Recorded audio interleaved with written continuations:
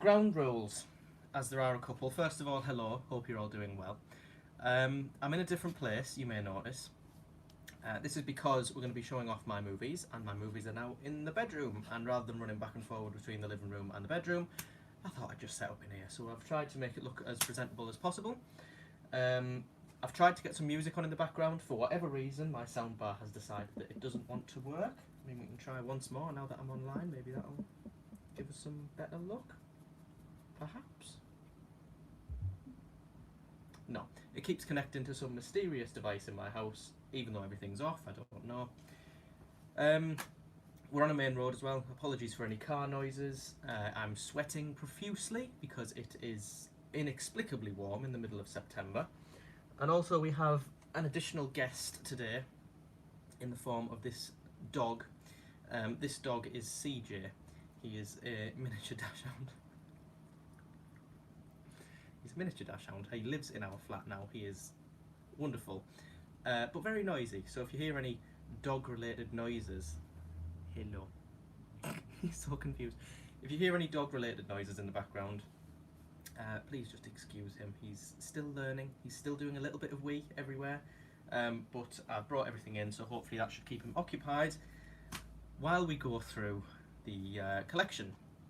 Now, I don't know how much we're going to get done here because I'm trying to go through alphabetically, but it's been so long since I've done one of these that I've got quite a lot to catch up on that I've added in the A to H section, which we've already done. So I'm going to start off with that, and then we'll work from wherever we left off in the last one.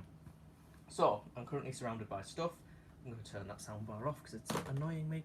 Ideally, I would have had some ABBA on in the background, given what's happened recently, but that's not to be. Right, I've got quite a big stack of things I've got since the last live stream. I've organised it by company just to give it some sort of order. Hello to the first viewer. And yeah, we're going to start with, it's in like a random alphabetical order. We're going to start with the thing that arrived most recently. This is some Indicator releases that I've got. And this is their limited edition box set of the 1968 film Corruption, starring Peter Cushing. This is a film that I've always wanted to see after seeing it on Ashen's, is it Trailer Club 72 or something it was called? The trailer was featured on there, and it was that sort of stereotypical 60s, this is not a woman's film, you know, no woman will be admitted alone. And yeah, it's a story, it's kind of reminiscent of Eyes Without a Face, if anyone's aware of that. I'm just going to quickly, because I've just realised I haven't done this, I'm just going to quickly check that the stream is working, because I'd hate to be on and there be no sound, because I've just realised that there's no sound coming out of my speaker. I am live. We've got some adverts, that's amazing. Bear with me. Damn me for monetising my own live stream. Yes, AMC, Into the Badlands, etc. Hang on. Yes, there we go, I heard my own voice. That's all I needed to know. Right, back to this. Yeah, it's the story of Peter Cushing, who is a very successful surgeon. His girlfriend is involved in an accident which disfigures her face, and he then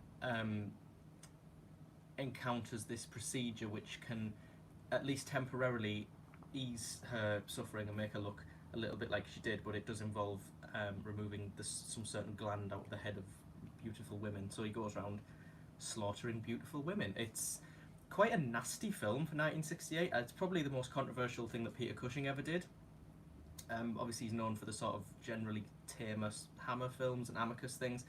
This is a little bit nastier. This sort of has like boobs and blood and stuff in it.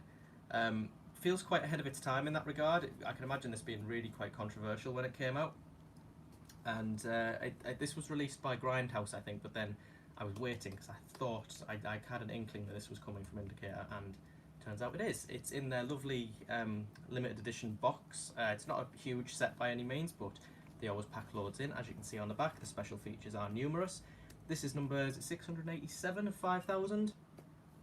There's never normally... Jamie, hello Jamie. Yeah, there's never normally too much of a rush to get these. They never normally disappear really quickly, but if you can get hold of well, any of their limited editions, because they're all fantastic, but since we're talking about this, get hold of this if you like your 60s horror. I'll quickly pull out what's inside. So normally we get a poster, but instead they've given us some lovely glossy postcards. So there is Peter Cushing's character. There is Peter Cushing with his girlfriend. again, and again. And I think this is the guy who causes the accident. I think it's like a heat lamp or something falls on her face while she's being photographed. But yeah, we love that. We get, I read this in bed the other night, this is really informative. It's like 70 something pages of information about the actors and the production, and you get lots of adverts. There you go. Was it corruption is not a woman's picture, therefore no woman will be admitted alone. I love this sort of Yorkie style advertising. But yeah, loads of interviews and things like that. You get picture pages wherever they're at. Come on. Yeah, like full size picture pages like that, so there's lots of behind the scenes things. I love reading through these because they're always really informative.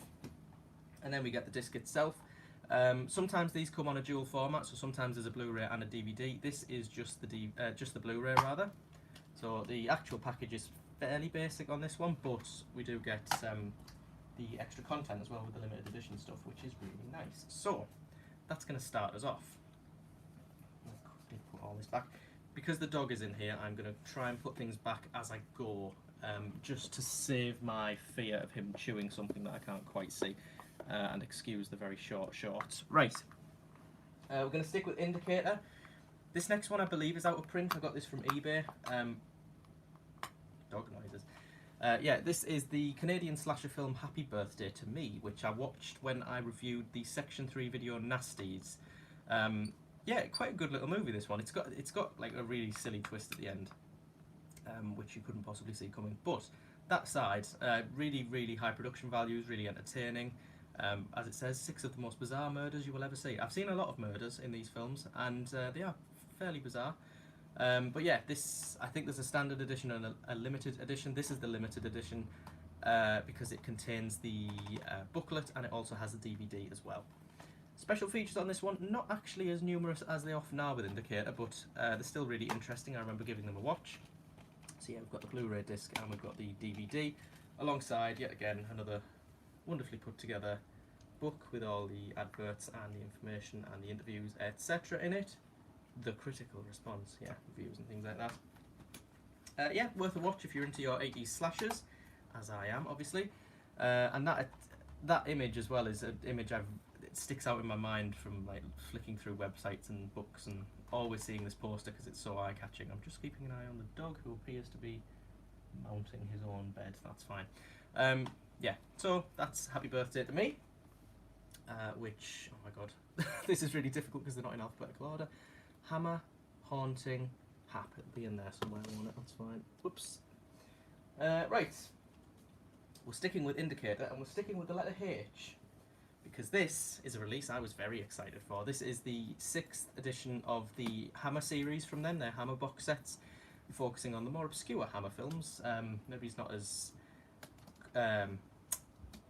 what's the word, commercial as like Frankenstein and Dracula, but they did a lot of interesting and different films, and this is what these sets focus on. There's a couple in the past that have been more focused on maybe thrillers or adventures. This is horror. This is a horror box set. We've got 4 films in here. The dog wants to be up. Come on then, CJ. Look at the people. There you go. Yes, he is. Right, how are we going to do this? I'm going to put you down next to me and hope that that's okay. It seems to be. But if I hear any chewing, I will not be happy. Just walk straight over my Criterion edition of Blue Velvet, that's fine. You behave yourself. Right, putting that down there. Do you know what? Right, I thought this was a good idea. It's not. You're going to have to just sit down there for now. Yeah, so this is Volume 6. This is Night Shadows.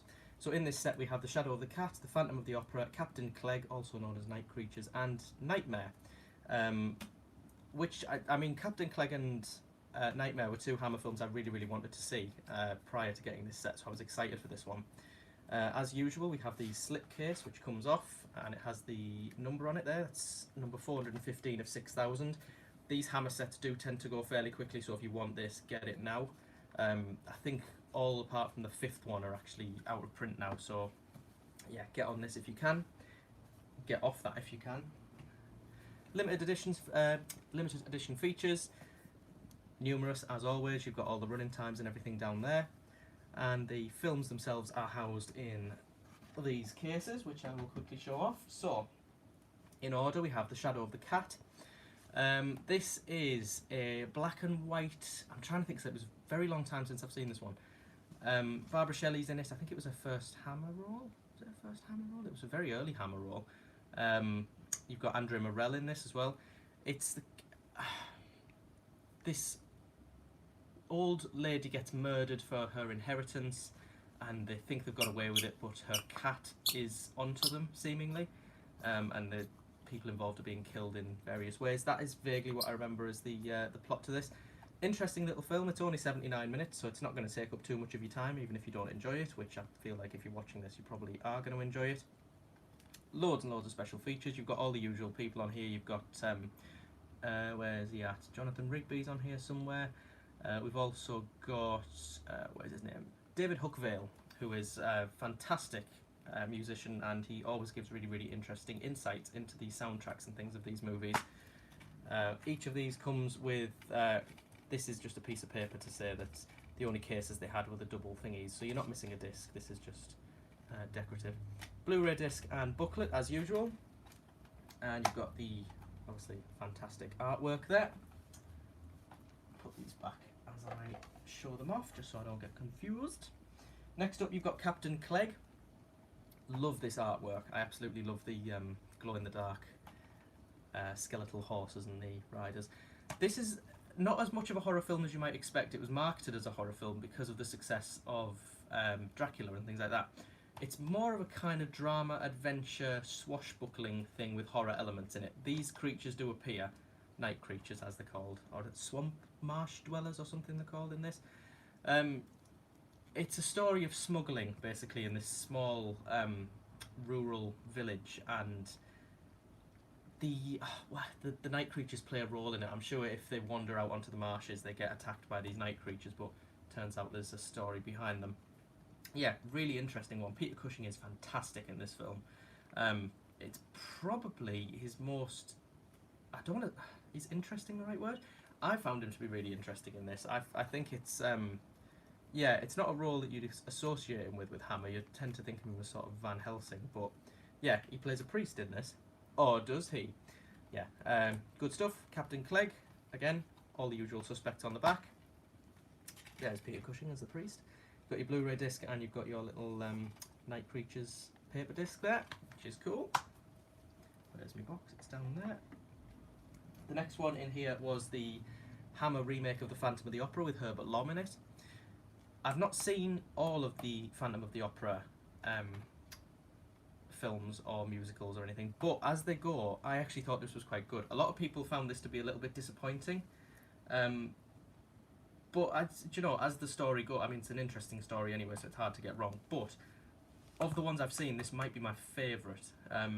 It's the moment at the start. I know this is going to make sense to no one if you haven't seen it, where the body comes through the curtain. I thought was genuinely quite shocking, like especially considering it's rated PG.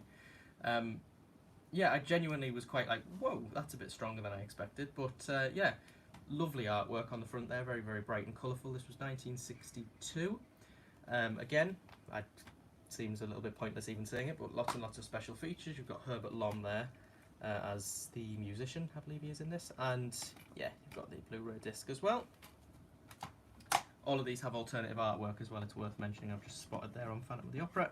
And the last one is a sort of staple of the Hammer box set. It's the Jimmy Sangster thriller. So Jimmy Sangster was one of their producers and writers who specialised in these sort of film noir, black and white style thrillers. He did Maniac, he did Fanatic, he did Nightmare, he did Fear in the Night, although that was a little bit later, but they're much more sort of thriller than horror. And this is very much that. This is the story of... it's a lady who's being looked after in this big house, and it's got something... Is it really? It's got something to do with... What have you seen out of that window? Oh! We are not going to be barking through this whole stream, CJ. Disrespectful. Yeah. One of her female relatives has been locked away in an asylum. And there is word that she has broken out, if I remember rightly. Again, it's been a little while since I've seen this one. 1964, this one, so I think this is maybe the latest one in the set. I love, again, that artwork. It's very vivid and very bright. You've got your booklet and you've got your Blu-ray disc. And because I ordered straight from Indicator themselves, they also send out a lovely extra. By the way, $42.99 I paid for this, which, considering the quality of it, as all of these sets are, is amazing value for money. I think Indicator always are. But yes, because I ordered straight from the website, excuse me, we get posters. Well, we get two posters anyway, a double back thing. We've got Phantom of the Opera on one side. I adore that. I'm going to get that framed at some point. And then we've got Nightmare on the other. So yeah, if you ordered from anywhere other than Indicator, I don't believe you got those posters with it. But I did. Mainly because Amazon don't take the money straight away when you pre-order, and that always freaks me out because I feel like my finances are in disarray. Right, I'm going to swig some of my Diet Coke because I'm getting thirsty.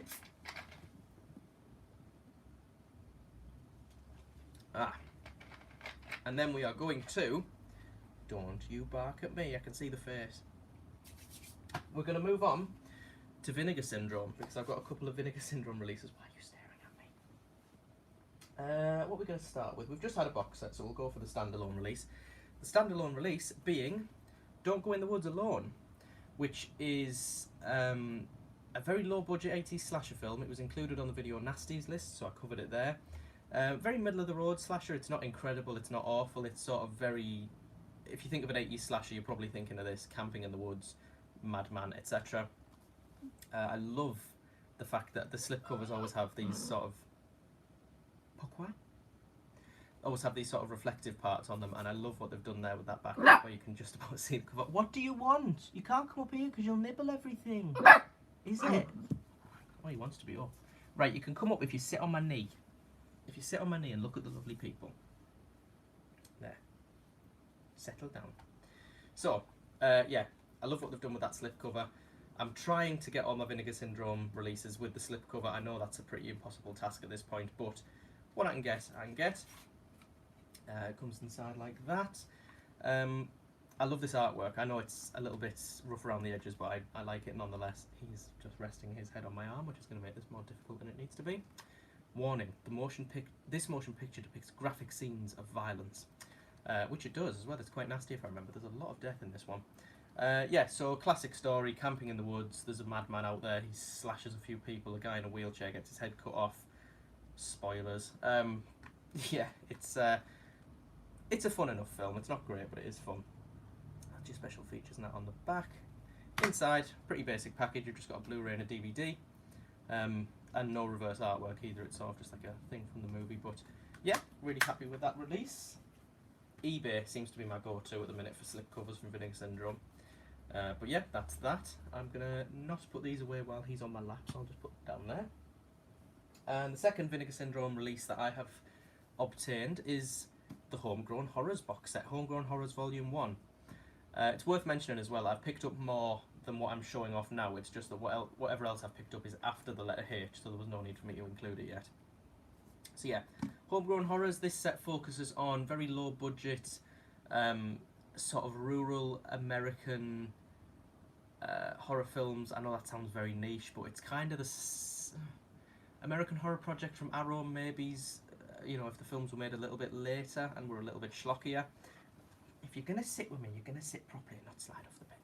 So yeah, first thing to mention is this artwork is by far my favourite artwork that Vinegar Syndrome have put on a box set. I love this, especially the Fatal Exam piece of art there. So yeah, the three films included are Fatal Exam, Beyond Dream's Door and Winter Beast. Again, more amazing artwork on the back.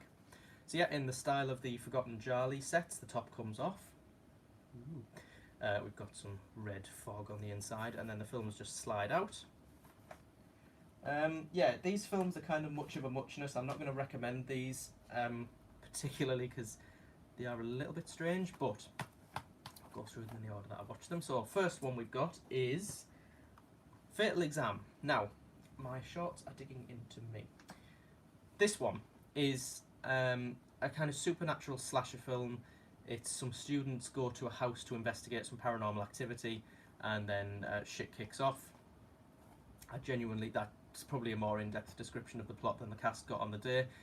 If you IMDb this, hey Ben, what's up? Not much, thank you, Josh Fulci fan. How are you? Yeah, things are good. If you IMDb this one, all of the reviews are going, this is fucking excruciatingly long, because it kind of is. It's an hour and like 54 minutes or something. Yeah, 114 minutes, which is far and away, like, you know, far too long for this film. It really is. Saying that though, because I went in with such low expectations, it kind of kept me entertained all the way. It's got really naff special effects. The acting is very rough around the edges. Production value is close to 0. Artwork, 10 out of 10. Yeah, open it up again. Pretty basic package there, just the disc. But yeah, this isn't a film to recommend. This is, if any normal person watched this film, they would sit there and wonder what the hell they were looking at. But I kind of enjoyed it for what it was. It was a little bit campy, and yeah, a couple of effective moments as well. It's not all bad, mostly, but not all bad. Then the next one is probably the film that's talked about most from this set, is Winter Beast. Now this is one of the strangest movies I've ever seen. You went to Fulci, Argento, Romero, etc. Yes, yes, and yes. I'm trying to think if there's any of that on its way. I can't see. There might be a little bit of Argento later on. But yeah, for now we're sticking with some random shit I picked up since the last one of these I did. Yeah, Winter Beast is... It's an expanded version of a short feature that had a lot of stop motion animation in it. So the monsters in this are kind of Wallace and Gromit style. Not cartoony, but I'm trying to think if you can see at the bottom, they're a little bit sort of stage theatre kind of monsters. A little bit reminiscent of the end of The Evil Dead, if you've seen, where all the bodies are disintegrating in that weird claymation style. Yeah, a town is being attacked by various monsters, and it's because of a totem pole or something. Yeah, 76 minutes this one, so it's only short. A lot of people really like this one just for how strange it is. It was a one-time watch, I think, for me, just to experience it. It's very strange. You've got to be very into this kind of niche, I think, to enjoy this film. Whereas Fatal Exam would kind of appeal to slasher fans, this is... I can't really think of another film that's like this. So if you IMDb it, that's probably going to give you an idea of whether you're going to like this one or not. I wouldn't say I disliked it, but it's really not the sort of thing that I would want to watch again. Which, I mean, it isn't a bad review, it's just... yeah, not my sort of thing. And then potentially my favourite from the set is Beyond Dream's Door, which is the story about a lad, I think he's called Ben, he's really going to have to bear with me because I've watched a lot of movies. He's, oh, in fact they're written on the back. I'm thinking with the indicator ones, they're not written on the back, but yeah, this is, Ben hasn't been sleeping well. His dreams are filled with violent and terrifying visions of monsters and death. Seeking out answers, he begins to pursue the subtext and hidden meanings of his strange and terrifying nightmares with the help of his professor. His dreams grow increasingly lifelike, etc., etc. Yeah, so, again, quite schlocky, a little bit silly, but very entertaining. Again, it's only like 80 minutes. What's that, an hour and 20? It's only a short one. Yeah, if you're going to watch one from this set, I would suggest this one. It's the one I enjoyed the most.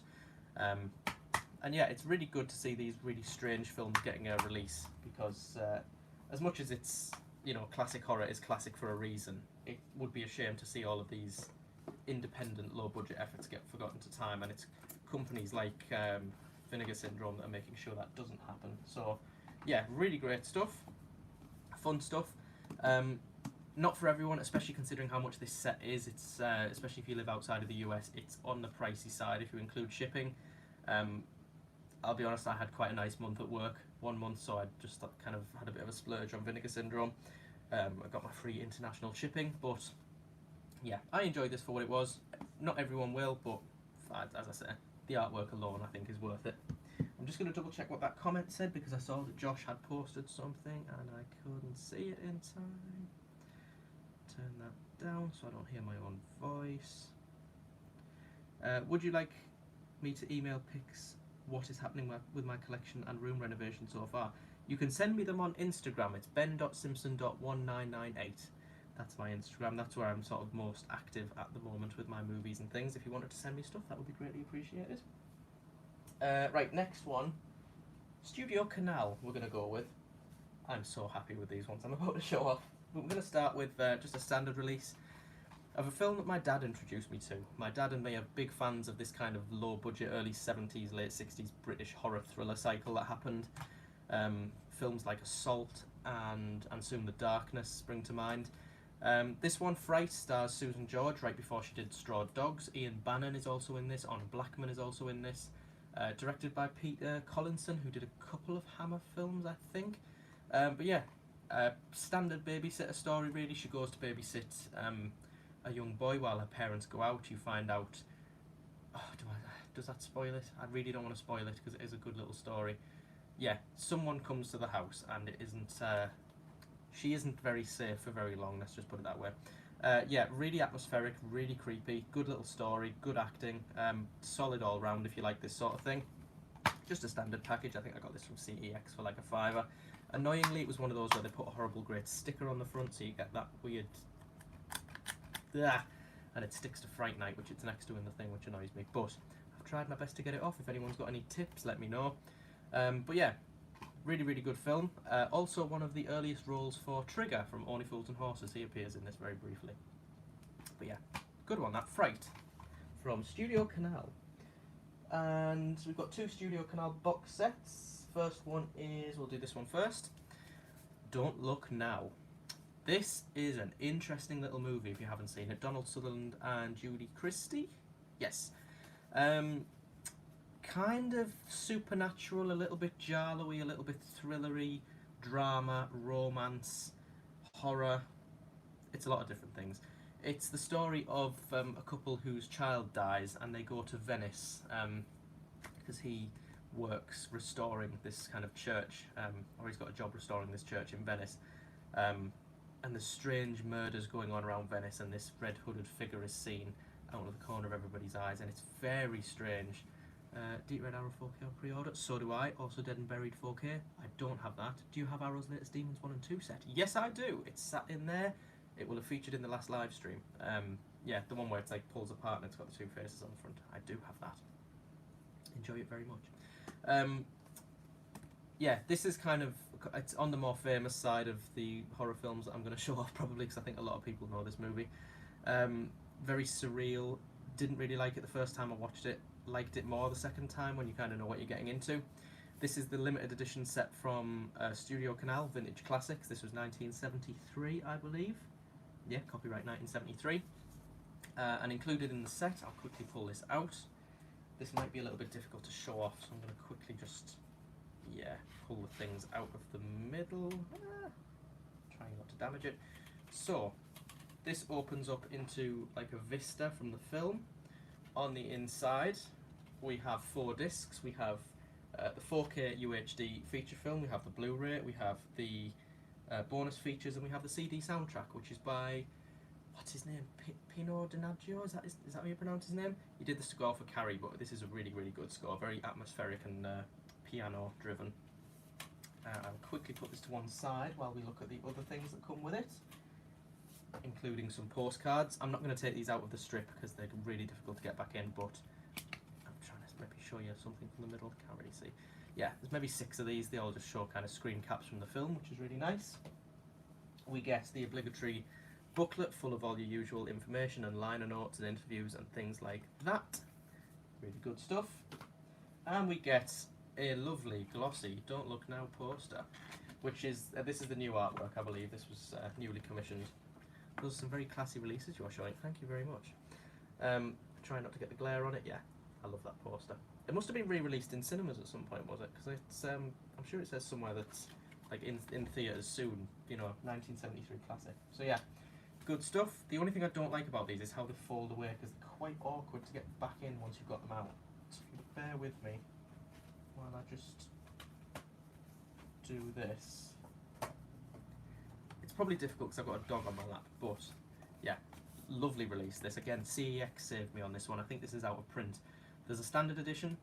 I wanted this one, so yeah.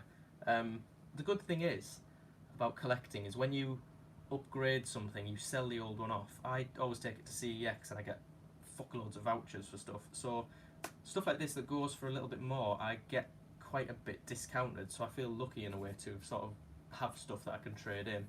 But yeah, that is Don't Look Now. Next up, oh, button's sticking into me. Hey, what's up? Not much, thank you. How are you? We've got The Fog. Yes, this is one of their John Carpenter releases. Alongside, I've got Prince of Darkness on pre-order. They also did Escape from New York and... oh, what's the fourth one? They Live. They've all had similar releases like this, so if you're a fan of any of those films, then definitely pick them up. Similar format to the Don't Look Now one. This is probably my favourite John Carpenter film, so I was very excited to get this. I think this has been reissued recently, so now is the time. Yeah, this is a 4K one again. We pull it out. Inside we have the obligatory booklet, full of lovely stuff. And then we open it out to see, I think it's the lighthouse on this one. Oops. Yeah, it's exactly the same. Got the lighthouse on there. We've got the 4K disc, the Blu-ray disc, the bonus features, and the CD soundtrack. Potentially my favourite horror soundtrack ever. Yeah, love this soundtrack. And then we've also got, as with the previous release, some postcards. Love that image there. And we've got the poster, which is of the new artwork, which I believe is landscape. Yeah, not quite as big as the Don't Look Now poster, I've just realised, but yeah, really like this, so I might have to get this framed at some point as well. Again, bear with me while I put all this stuff back, because it isn't as easy as it looks. I think you go in there. Yes, that sounded good. They're like quite tight, these box sets. They're difficult to get stuff back in. Come on. Right, you go in first. Riveting viewing this, I know. I just don't want to damage my set. You get in there, and you slide in like that. Yeah, doesn't really show off on camera, but it's very tight. There's very little room for error. The Fog, wonderful release. Again, reissued recently, so if you want to grab that, do it. Next up, a couple of 88 films releases. We have, first of all, I love the texture of this slipcover. It's not glossy, it's, I don't even know, it's like squishy almost. It's very soft and grippy. Beyond Darkness, this is also called The House 5, this is also called The Evil Dead 5. Not affiliated with The Evil Dead in any way, that was just a cash-in. This is from the 90s, I think 1990 was this one. Claudio Fragasso directed it, I think. Known for Troll 2, obviously. Oh my god. Yeah, this is...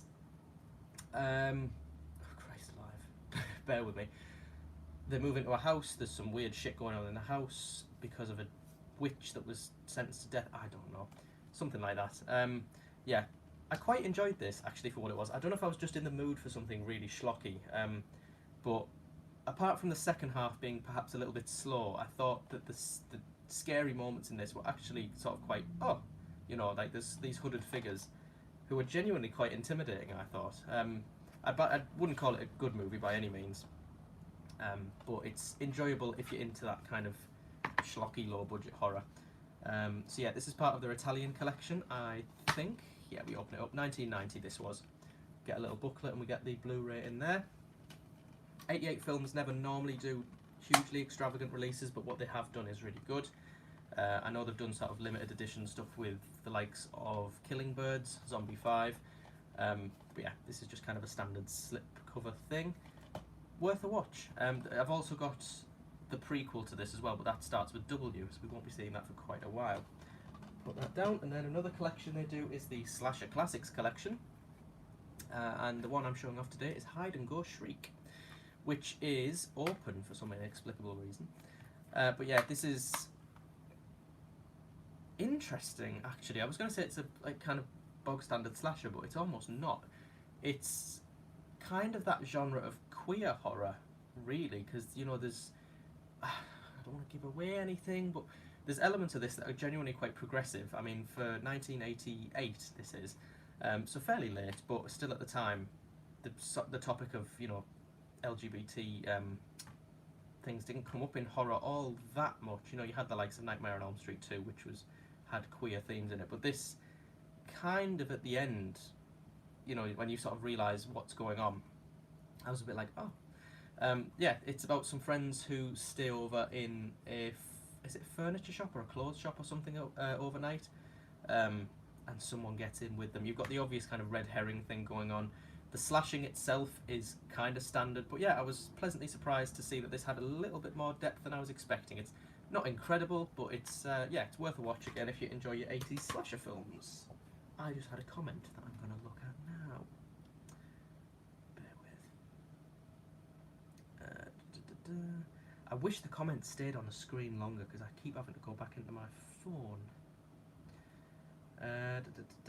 I have both Vinegar Syndrome Blu-ray and 101 of Killing Birds. Love that flick. Always have. It's one I haven't seen, but I know it's one I'm probably going to like because it's very silly. But yeah, the 88 Films one is the one I've got my eyes on. Steve James, hello Steve, loving the t-shirt. Not to base t-shirt company, Last Exit to Nowhere, have some corkers too. Fright Rags, they're the people I've been following on Instagram for a while. They've got some good ones as well. They had like Michael Myers with a box of cereal and it said serial killer, but I just thought camping for beginners was quite funny. Right, that's 88 films done. We will rock you. No, we'll do Arrow next. Fucking hell, I've got a really, really sharp bit on my shorts and it's really digging into my stomach. Yeah, so Arrow video, The Fury, Brian De Palma. More telekinetic horror from him, in the same vein as Carrie, where we have to just remind myself, telepathic son of his colleague aiming to turn him and similarly gifted individuals into human weapons. Do you know that's the one? Actually, I remember watching this and thinking it had twinges of Scanners. It's kind of like Carrie mixed with Scanners. It's weird. Yeah, as they go, this is very polished. It's very high budget. Production value is great. Brian De Palma, are we shocked? Although it doesn't stand out in the memory. I know there's a very famous scene in like a fairground, and that's something that stands out to me. But I did just have to go to the back there to remind myself of what it was about, which, you know, suggests maybe the second viewing is in order. But yeah, perfectly acceptable little film this, The Fury. Pretty standard release from Arrow really. Special features aren't too many of them. Do you own a PS5? Yes, I do. What's one of the many boons of working in Argos. Yeah, that is The Fury, the disc on there, and the alternative artwork inside. I kind of... do I prefer that? I think that's just more eye-catching, isn't it, the new one? So yeah, that is that. Then we have a couple of Arrow limited edition things to show off. And we're going to start with the most relevant one. Candyman. Yeah, this is a lovely release, this. I did have the standard, but I didn't realise there was a proper limited edition release of it. But there is, and this is it. Yeah, the original, obviously, not the remake, which I haven't seen, but shows promise, I think, from the trailer. Tony Todd, obviously fantastic in this role. Do you know, this set I got from CEX, I don't know if it's supposed to come with a poster or not. I get the feeling it doesn't, it's just not in here. But I'll fix that at some point. The booklet we get, I mean, that's amazing artwork all the way through this thing, but all the usual stuff. It's a comic book in there. Is this just a comic book? It actually is, it's the storyboards. I thought this was an information book, but apparently it's not. That's genuinely quite interesting. So yeah, I've got the original storyboards in there, which is really nice. And then the set itself, got the original artwork on there, obviously. We've got, there's the booklet. So yeah, we've got, just take all this stuff out. Chicago Dispatch, you've got the information booklet in there. Not too lengthy or anything, but I like how it's laid out. You've got your pulp, this one is this little Arrow video card that comes with them all. And then you've got some lovely postcards, which, man, that artwork is good. Didn't realise that on the back of there, but yeah. Some snippets from the movie, which is really nice. Candyman is a film that really, really grew on me. The first time I watched it, I sort of thought it was a little bit, I mean, average sounds critical, but yeah, it didn't click with me as much the first time as it did on the second and third viewings, which goes to show how deep of a film it is, really, because there was a lot of stuff I missed the first time round. So we've got two different versions of this. We've got the US R-rated version, and we've got the UK theatrical cut. Differences, I'm not entirely sure. I think it might say on the back, actually. Bear with me 1 second. That's the only thing with these. When they're packed full, they don't like to shut. R-rated scan of that. Audio commentary. No, all it says is 2-disc edition featuring 2 cuts of the film. So yeah, I couldn't tell you which is better.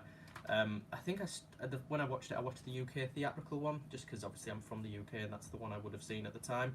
But I'll give the US R-rated one a go. I don't know if that means it's going to be more or less graphic.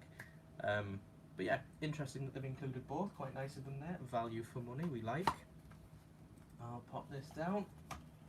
Get it in there. Again, there was a comment there I'm just going to catch up on quickly. Where's my phone? There it is. Do I own a PS5? Yes, I do. The original Candyman scared the hell out of me. I'm considering getting that release. Well worth it. It is a good little release. And yeah, it is. I can understand. It's not a film that scares me, but it's, you know, there's a lot of really effective jump moments in that, and it's got some really good imagery in it. The UK theatrical cut contains extra gore.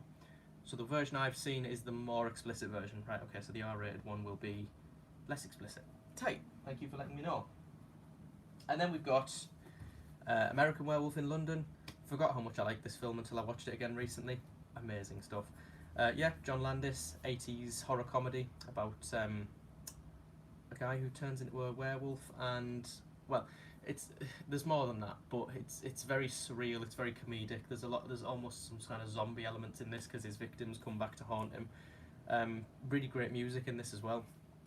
John Landis is always pretty spot on when it comes to knowing how to time stuff comedically and knowing what to do and what not to do. Limited edition features, loads of them on this. I tried to sit through them all and I ran out of time. But yeah, lovely stuff. We've got the booklet, which is really thick. There is 59 pages in this one, so yeah, it's a thick one, as you can see. The Arrow ones do come with a lot of like double page things, so it's not all writing, so it's not too much of a taxing read. But yeah, what is there is really, really informative, as always. We've got my boyfriend sending me a message. We've got the poster, which I'm sure the Candyman one is supposed to come with a poster, but it didn't. We've got the new artwork, which is, I like it, but the colour scheme is a little bit weird to me. I don't know, maybe it's just a bit too busy. I'd much prefer the original, more simplistic poster. And lastly, obviously, we've got the release itself, which has your postcards inside, and you've got the Blu-ray disc there as well. So yeah, really good release. I know there was it a German company called Turbine released a limited edition thing of American Werewolf in London. But my only concern with that is I don't want to buy it and it all be in German, because I don't speak German. So if anyone's got that release, can you let me know? Because if it has English options, then I'll definitely pick that up and swap this out, because I think it's actually a little bit fuller than this one is. But yeah, for the meantime at least, that is going to be more than enough for me. Quickly wipe the grease from my forehead and have a drink of Diet Coke. Oops. Yes, I know drinking out of a bottle is a bad habit. I don't care. Just a quick CJ update. There he is. That was a little bit further up view than I thought it was going to be, but never mind. Doesn't really matter what order we go in now. Let's go obscure. Massacre Video. Shit, I thought it was going to fall out. Enter the Devil. Yeah, this is a really kind of... if you've seen this film, I'll be very shocked. It was very, very, very rare until this release came out. Only saw this because it was on the Section 3 Video Nasties list. It's actually quite good. It's a lot better than I thought it was going to be. It's not particularly eventful, but it has some interesting characters in it. It's got some interesting themes. It's about this very rural, backwoods American town that also harbours a satanic cult. On here as well, amongst the bonus features, is Californian Connection, which is the director's one of the director's porn movies, which yeah, I discovered when I accidentally clicked on it and I was presented with like Minge up close. But yeah, lovely stuff this. I really like the slipcover, but I do prefer the original artwork, which is really nice. Yeah, considering how kind of obscure this movie is, they've managed to pack it with quite a lot of stuff, and the print that I initially saw was very rough around the edges, so they've really managed to clean this up quite nicely. I think Massacre Video did also offer like a very limited edition release, which came with, I want to say it was like a pin badge or something, or a model or something like that of one of the characters from the film, or like the logo. But that's out of stock, so yeah, had to settle with this. Not too much of a loss on my part there, but happy to own this because it is just so random, obscure and strange. Then we've got, we'll go commercial now, we've got David Lynch, That's not that's not a sentence I ever thought I'd say. But following Enter the Devil, this is relatively commercial. Blue Velvet. This is a film that I was first made aware of on the Channel 4 documentary, The 100 Greatest Scary Moments, and it kind of looked really pervy and strange and obscure, and then I became more aware of what David Lynch did. I became more curious. I was aware that Criterion had released this. I grabbed it, I watched it, I liked it. Yeah, this is really, really solid. It's got, what's her name? Isabella Rossellini in it. You've got Dennis Hopper, you've got Kyle MacLachlan. David Lynch doing his normal weird thing. It's about Kyle MacLachlan comes home to visit his parents in this little dreamy American town, finds an ear in a field, opens up a murder investigation. He gets in too deep with this gang headed by Dennis Hopper's psychotic, what's his name, Frank Booth? Frank Booth, yeah. Very surreal, very strange, not as straightforward as I just made it sound, but very, very worth your time if you haven't already seen it, which I'll be quite shocked because it's a very famous movie. 4K this one is, as a lot of the Criterion ones are, packed with special features. We pull this out, we got 710, which I believe is Isabella Rossellini's room in this film, like her apartment, sorry. And then you've got the Berg on the other side. Opening up, we've got something falling out, we've got a book, we've got the obligatory book, and we've got the disc in there as well. This is also, I didn't realise that, what's her name? Julie Cruz, who features in Twin Peaks. Some of her music is featured in this film as well, which is also always a pleasant surprise because I love her music. Yeah, very dreamy, very David Lynch. So yeah, if you haven't seen it, worth your watch, worth your time, worth a watch. That's Blue Velvet from Criterion. And lastly on the updates, we've got one from Second Sight. This is a limited edition release of Asylum, which is the 1972, I believe, portmanteau anthology from Amicus, featuring Peter Cushing and Patrick McGee and Britt Eklund, and I can't recognise anybody else. Charles Gray might be in this one. Robert Powell is in this one. So yeah, this is one of the more famous of the Amicus anthologies, up there with kind of Tales from the Crypt. This might be their most famous one. It is about... it's Donald Pleasance in this as well. Very vaguely remember him being in this, but I might be getting confused. If I remember rightly, it's that someone is being walked around this insane asylum and they're going through the reasons why these 5 people are there, and it's kind of all these strange little stories.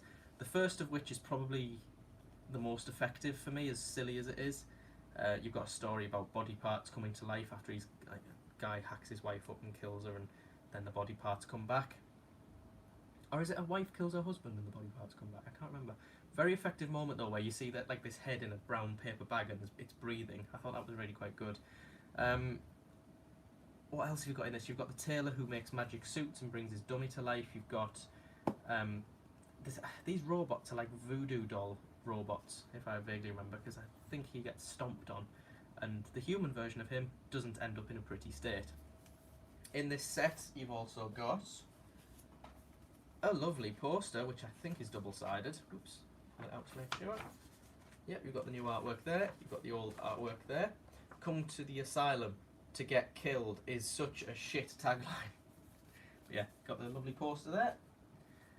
Your surprise there, we've got a book with all your advertising and things in it, and then you've got the release there, which again has that really crap tagline.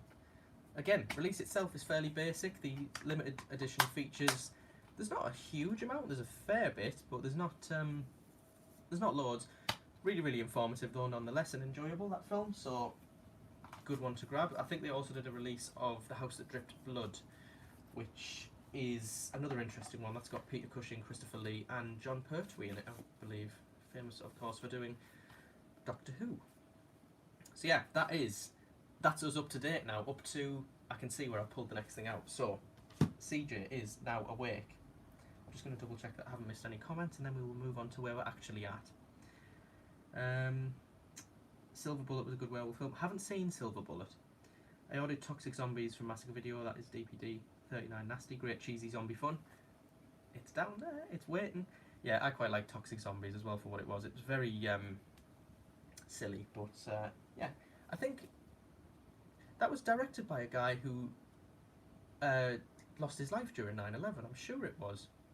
That's a really obscure bit of knowledge that I've just kind of pulled up. I'm just going to put the dog down on the floor, just so you can have a bit of a wander, son. There you go. Yeah, I might be totally lying there. That might be like a really strange piece of information I've got muddled up, but I know John Amplas is in Toxic Zombies, which is kind of a strange thing because he was a bit of a bigger actor than that film was, but yeah, I'm sure that's true. Where we at? Right, so I've got a little bit of H to do and then we're into I. So we've got 5 movies starting with H to show off, which I'm going to pull out now. Bear with my thighs. Right. I think I just showed you one. Never mind. We've got... Have a drink first. Charles McGrath, yeah, he died in 9/11. John Amplas played a tiny role. Yeah, that's it, yeah. God, it's been a while since I've seen that. I don't know where that knowledge came from. Doesn't John Amplas play like a government official? Because he's not out in the fields where the zombies are. I kind of remember there's these cutbacks to like Office talking of what are we going to do, and he's there in his suit. Right, I look very sweaty. It's very warm in the UK right now. In case you're not in the UK, it's like bizarrely warm for September. 26 degrees in this flat at the moment. Which, yes, I know there's places on Earth that are hotter than that, but not here. Where are we? Yes, H. Fulci. Here we go. Yeah, I'm aware that I think the Blue Underground edition of this is slightly better, but I'm very happy with this. I'll eventually upgrade, probably. Excuse me. This is the third in the Gates of Hell trilogy. You had City of the Living Dead, you had The Beyond, and then you have this. This one kind of gets slated sometimes as being like a bit nonsensical and a bit slow, but that's kind of why I like Fulci, is that you don't really need to understand what's going on to enjoy his films. A lot of the time I don't think he even understood what was going on. But yeah, this is kind of reminiscent of The Shining. It's about a family who move into this old house where the father is carrying on work of his colleague who committed suicide, I think, while researching this guy called Freudstein, who lived in this old house. Very graphic. I think this was one of the video nasties. This was banned in the UK. I love this artwork. I think my dad had this on VHS, and there was like a face up here somewhere with a big knife, and I very much remember that from my childhood, seeing that and thinking that film must be good. I own a few copies of the original pre-sale VHS and Betamax of Zombie Flesh Eaters. Do you know, Zombie Flesh Eaters seems to have so many different releases, like Vipco, they're the ones, like extra widescreen, extra gory version. They seem to rip people off quite a lot of the time. But yes, House by the Cemetery, really enjoy this film, a lot more than other people do, seemingly. Special edition, this is quite an early Arrow release, I think, so it's not maybe as up to standard as a lot of their other stuff is. I think they were still finding their feet a little bit, but nevertheless, the film itself looks amazing in this. I think it's 2K? It just says high definition digital transfer. So yeah, I think the Blue Underground version is probably slightly better than this one, but nevertheless, that does it for me, for now. Hundreds of different releases of Fulci and Argento. I mean, your name would suggest that you aren't quite the Fulci fan. On to something completely different. The House at the End of the Street, starring Jennifer Lawrence and Max Thierriot, I think his name is. I can't fucking remember what this film's about. I think he's like this kooky, kind of cute, little bit troubled guy who turns out to actually be a psychopath. Yeah, and Jennifer Lawrence kind of gets sucked into his whole act. I vaguely remember finding this quite frustrating because it's one of those films where they're right, you know, where the parents are going, I don't like you hanging about with him, he's a little bit weird, and she's going, oh, he's just quirky. No, he's actually is a psychopath, and it plays out quite strangely. I remember thinking it was fine. Yeah, not incredible, just perfectly passable if you want some sort of background noise. That sounds offensive, I didn't mean it to. Standard release, as a lot of modern horror films get, unfortunately. A little bit naff, but it looks fine, it's a fine movie. I'll probably watch it again at some point to remind myself of what it's about properly, but yeah, good performances as well, as you can probably tell already from the names that are in this. It's well directed, it's well produced, looks and sounds fine. Good enough for me. Then we have another house. We have the House of Wax, which was one of the first 3D horror films, I believe, I want to say. I know the original Mystery of the Wax Museum was one of the first in colour. I think I'm right in saying that, because that was from the early 30s, and then this is the 50s remake with Vincent Price, which is in 3D. And yeah, this is the premium collection release of this from HMV. These releases are fine. There's nothing like particularly special about them. They're kind of nice for what they are, but yeah, it was a perfectly good film. The scariest part of this film is the opening. Is it the opening scene where his place gets burnt down? The fire in this film, it looks genuinely fucking dangerous. Like I remember reading on IMDb that they basically just torch the set and where the actors go, yeah, just fucking do your bit and run about. Because it's like, as fires go, I know that's such a strange comment to make, it's ferocious. It looks so hot to work in. Stuff falling everywhere and things getting ripped apart. There you go. Also includes the 1933 Technicolor original Mystery of the Wax Museum. Haven't seen the original, but have seen this.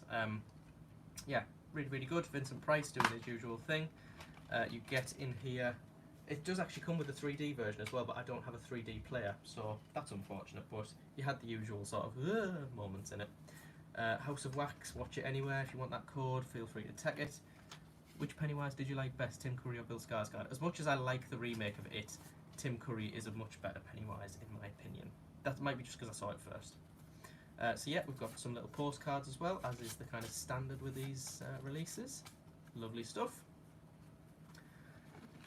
Soylent Green, I just saw one of those things there. Put those back in there. But yeah, these premium edition things, I mean, they go, premium collection, sorry, they go on sale quite a lot. They're not things I'm in a particular rush to get, because they're kind of middle of the road releases. They're perfectly passable, but nothing too special. But yeah, as it goes, perfectly fine film, House of Wax. And then we're on to the last House film. This is The House on Sorority Row, which is an early 80s slasher film, released by 88 Films in their Slasher Classics collection, as you can see. I can't remember too much about this one. I know it's obviously sorority sisters getting killed off one by one. I vaguely remember them pranking their house mother in this. I vaguely remember it being quite dark. One of my all-time favourite slasher films. I can see why, because I remember sitting and watching this and thinking this is much better than the kind of stuff that was around at the time. It's not one of my favourites, but in terms of like atmosphere and production value, it's really, really quite good. Music is really good in this as well. It's part of my Spotify playlist for horror films, and I remember the ending being really quite dark. Like it sort of ends on a really shocking moment, and then it's like credits, just do that, and you're left sort of wondering what the hell happens now. But yeah, House on Sorority Row, really, really decent little flick. Good release from 88 Films. Nothing fancy, but it looks fine to me. Good stuff. And the final H. How long have we been going? An hour. Well, 58 minutes just now. The final is the final H. Sorry, is another 88 Films release. It's another lovely, soft slipcover, and it is the schlocky monster movie Humanoids from the Deep, about a seaside town that's getting attacked by humanoids from the deep. Yeah, oh my god, there's a really horrible fingerprint on the front of there. I don't know if you can see that. Hang on. We'll have to get rid of that. Where's that come from? Yeah, it's Roger Corman, I think, did this one. I don't know if he directed it, but he definitely produced it.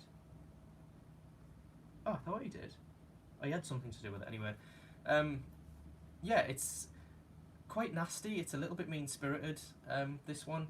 It's entertaining, but it was a little bit, like, it took itself a bit more seriously than I was expecting, because there's some genuinely quite grim moments in it.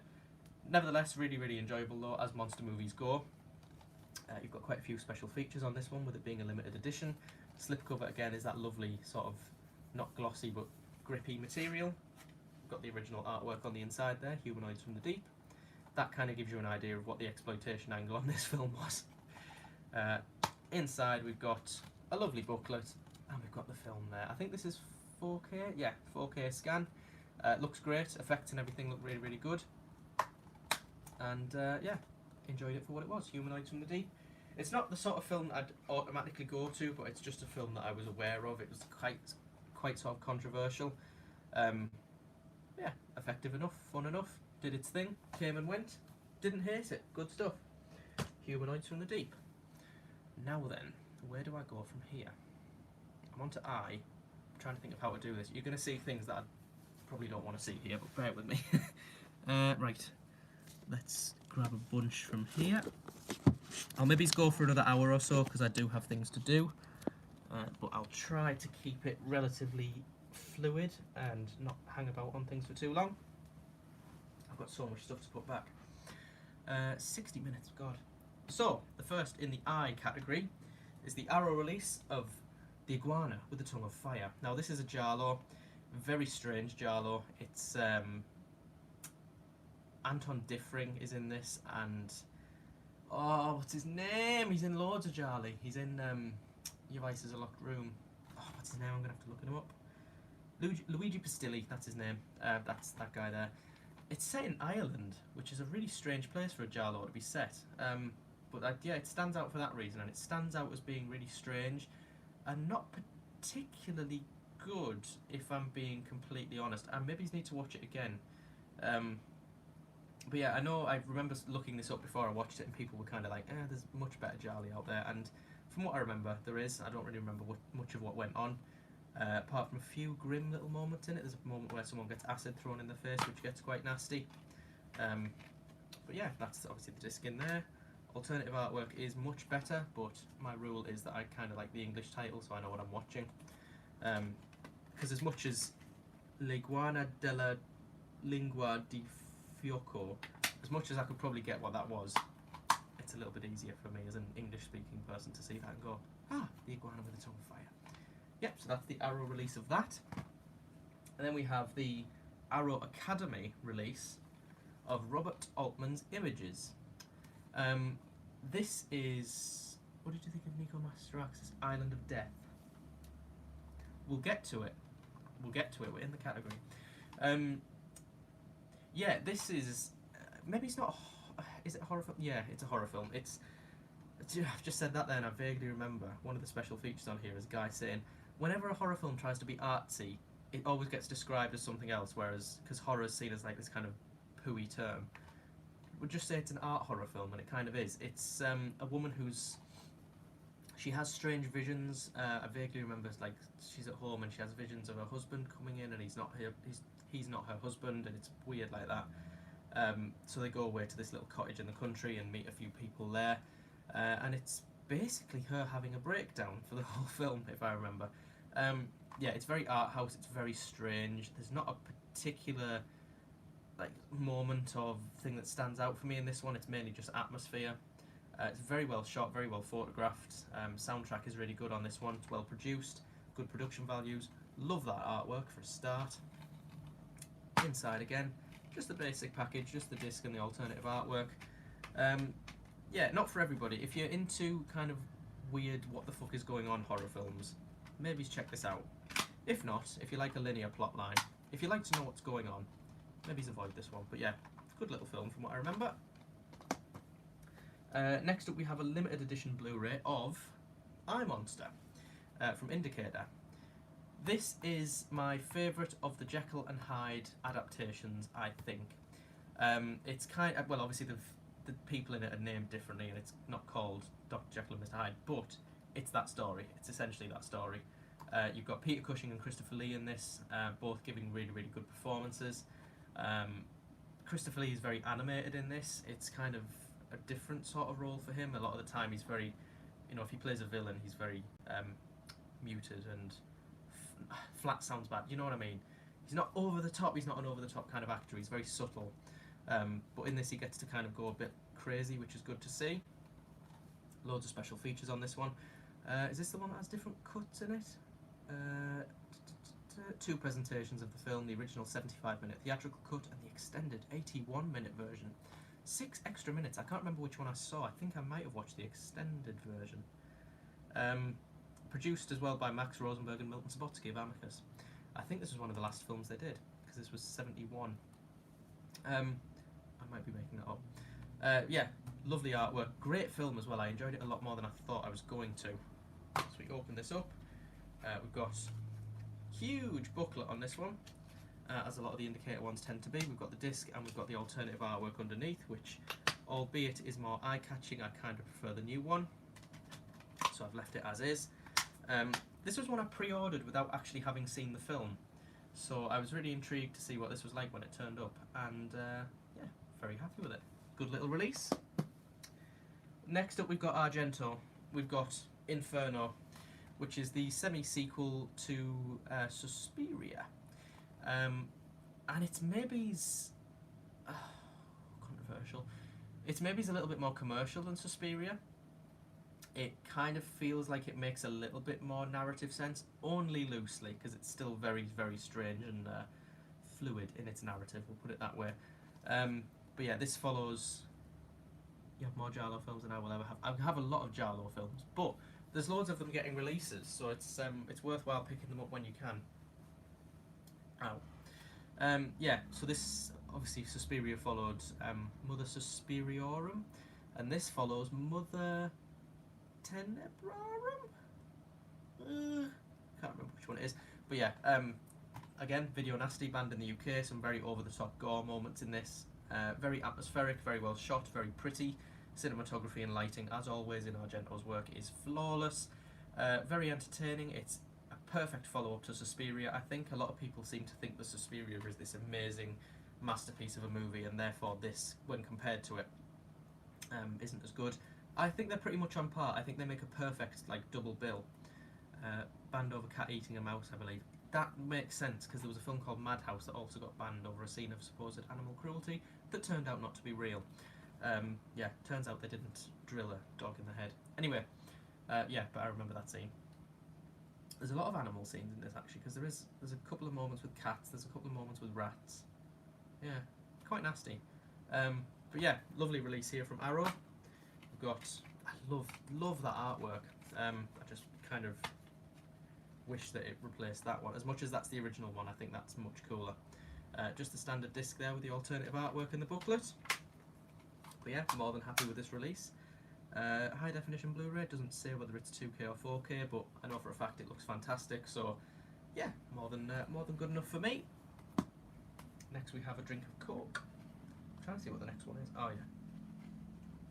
I have our uncut Aussie version of VHS. Aussie version of Inferno on VHS. What's the difference? Is the UK one... Oh, when you say it's uncut, does that mean it has the cat scene in it? I'm assuming. Lovely.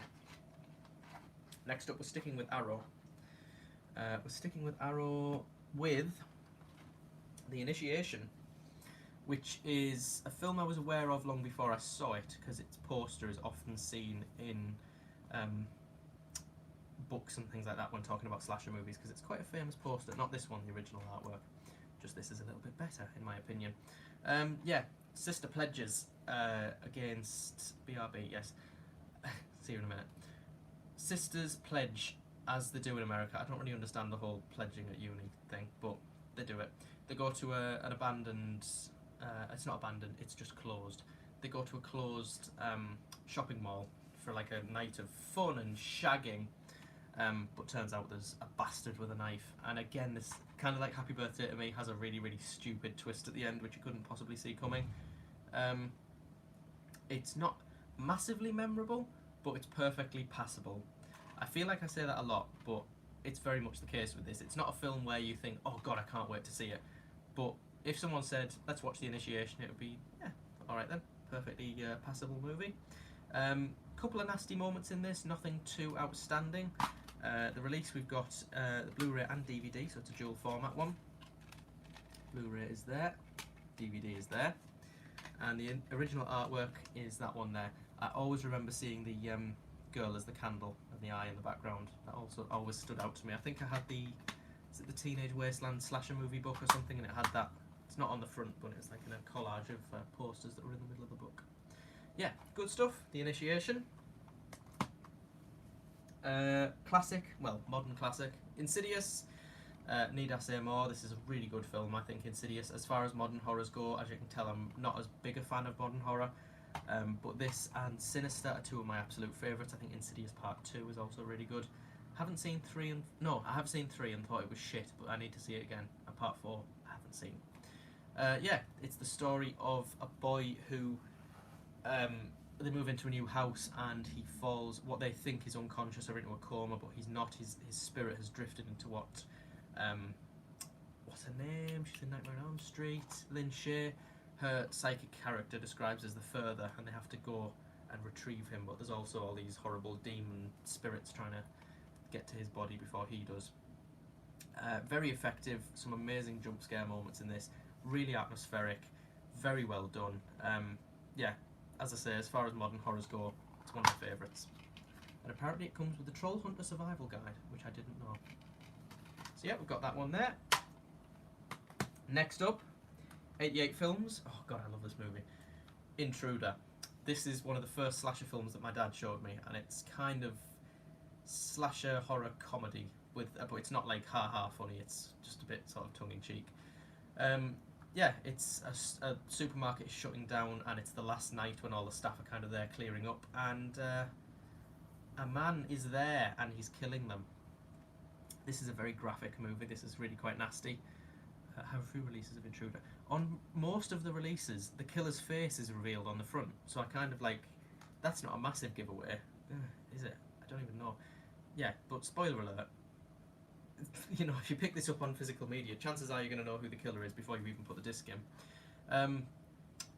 Yeah, this is Evil Dead people as well. This is directed by Scott Spiegel. It's produced by, not produced by, where's his name? Oh no, it's Sam Raimi who acts in it, and also Bruce Campbell makes a very short appearance in this. Greg Nicotero does the special effects, so you know it's going to be good. As you can see on the back there, really quite bloody and nasty. I can't really talk much for this release because I can't remember what it looks like, frankly, because it's been a while since I've watched it. I remember thinking it was fine, but I can't really talk too much about picture quality because it's been a while. What I quite like about the 88 Films slasher classics is that they have, a lot of them at least, like feature-length documentaries in them. So in this one we get Slice and Dice, the slasher film forever, the complete history of Mad Maniac movies, which is 75 minutes, and then there's also like a load of other bonus features as well. Really, really good film. I thought I just kicked my fucking drink over there, I shit myself. But yeah, if you can pick this one up and you're into that kind of Evil Dead style tongue-in-cheek humour, well worth a watch. Back to Arrow Video for the next two. We're back with Donald Sutherland as well. Have you already covered Nightmares in a Damaged Brain? No, because we're only up to I. It's in there somewhere, just a little bit further down. Yeah, Donald Sutherland again, in Invasion of the Body Snatchers, the 1978 remake. Star-studded cast, this one. Veronica Cartwright's in it, Leonard Nimoy's in it, who else is in it? Brooke Adams is in it, Donald Sutherland obviously.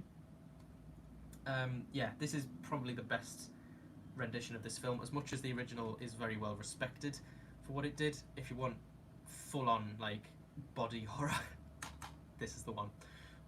Really good characters in this, really interesting, but additionally, if you're just there for kind of the squidginess of it, the special effects in this are fantastic as well. Genuinely very creepy and atmospheric in places, especially the ending, which is depicted on the front there, very, very famous. Great film. Good release as well, packed with special features. It's not a film that I'm aware of any other releases of, but if there are, then please let me know. Very famous artwork there as well, and we've got the disc. 1080p. Apparently it doesn't say 2K or 4K, this is just a high definition Blu-ray, which looks good. Reminds me of Cronenberg Shivers. Did not like Shivers. Shivers is my favourite David Cronenberg film, just for how icky it is. Like, it really makes me uncomfortable. Which is hard to do considering how many films I've seen, but Shivers always manages to do it. There's just something so off-kilter about it. But I can see why. I kind of see why you've made the link. So yeah, that's Invasion of the Body Snatchers. We're blowing through them here, like. We might only get up to like M, because I've just seen how many more there is to go. And I haven't got the most amount of time. Nevertheless, we'll crack on. Oh yeah, I'm on charge. I thought my iPad was running out of battery. Island of Death. This is the one, Josh. Infamous, really, for trying to be, or at least the movie that tried to offend everybody. I don't want to be turned into a sex-crazed fiend. Yeah, I mean, me neither. That's why I quite like Shivers. Yeah, it's got racism, it's got necrophilia, does it have necrophilia? I've just kind of made that up. It probably does. It's got sexism, it's got gore, it's got homophobia, it's got bestiality, it's got golden showers, there's all sorts in this one. Yeah, Nico Mastorakis is Greek, I believe. He also did The Wind, he also did Death Has Blue Eyes. Most famous film though is probably Island of Death. banned in the UK during the Video Nasty scandal. It's about a brother and sister who go to this Greek island. It's Mykonos, which kind of, without knowing too much, kind of has a reputation, at least among the gay community. So you can imagine they get there as these fundamental religious people, and they are appalled at what they see, and they go on a sort of religious vigilante thing, killing off and being relatively nasty to everybody they come across. Great artwork on this one. Under the title Island of Perversion. That's, yeah, because it was also, there's a few other titles as well. It's worth a lot of money if you can find it. I didn't know that. What's the other title to this? Devils in Mykonos. I vaguely remember that being an alternative title as well. My opinions on this one, it's not a good film as far as sitting down and really enjoying the story, but if you just want to freak someone out, just put this on and they're going to think, what the hell am I watching? Yeah, very, very strange. It's got a really weird soundtrack. The soundtrack's kind of made up of songs that were written for the film, so it almost kind of feels like a musical at some points. But yeah, rightly so, it has an 18 certificate, because this is quite a nasty film. It's beautifully shot. Oh, I mean, to be fair, it's very hard to make Mykonos not look nice. So, yeah, you've got a booklet there, you've got a Blu-ray, you've got a DVD, and you've got the classic original artwork in there. Oh, I might swap that over, you know. Yeah, screw it, let's do it. I've decided. I'm sick of the new artwork. Let's have the old artwork. Island of Death. Rape, that's in this as well. Just another thing that I've just remembered there from seeing that front cover. But yeah, it's not a movie I'd go to very often, but it's I understand the appeal of shock factor. So yeah, Island of Death. And the last one from this bunch, we're going, I was going to say back to Vinegar Syndrome, but it's not strictly. It's Fun City Editions, which is a subsidiary of Vinegar Syndrome, I believe. It's a David Green film from the late 60s. It's a British thriller, as I kind of mentioned earlier when I was talking about Fright. It is I Start Counting, which is, yeah, it's a sort of coming-of-age thriller about a girl who, she's kind of got a weird crush on her stepbrother, but she also thinks he might be involved in this serial killing thing that's going on around the town at the time. Love this slipcover. It's so kind of, it captures the film so perfectly. In the world of the nightmare, a little blood adds colour. Yeah, again, you've got your kind of shimmery, shiny bits on there that I'm failing to show off miserably. Open it up. Original artwork in there. This one kind of feels like a TV movie to me. I don't know why. It's quite sort of tame on the violence front.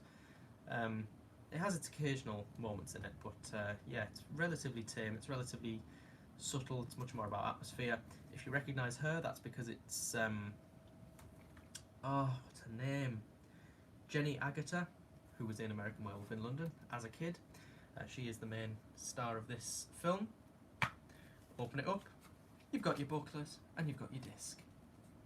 So yeah, it's very much that sort of, again, British kind of psychological thriller, I suppose, with a little bit of blood in it here and there. It's I'm trying to think of a way to describe it, because it's not my favourite of this genre, but it's a very good entry. It's very, very atmospheric. It's got a lot of effective moments in it, and the main character of, yeah, I can't remember her name, but yeah, Jenny plays a really, really good part in this. So good stuff. Oh my god, we've got a couple of box sets coming up. Jesus Christ. Ah! Bear with me. Oh my god, oh my god, oh my god. This is hard. Right. Shit! We'll do this as a double bill. We have the original It. We have the remake of It. This is It Part 1. It Part 2 I don't have. I prefer this one. This one's probably a better film, is kind of how I describe it. This has got much better production values. As far as a retelling of the novel goes, this one kind of goes a bit more into detail, because obviously this being a TV movie, couldn't really show too much. This is a little bit closer to maybe what Stephen King had in mind, I dare say. Still though, both perfectly good adaptations, I think, as much as I'd always go for that one.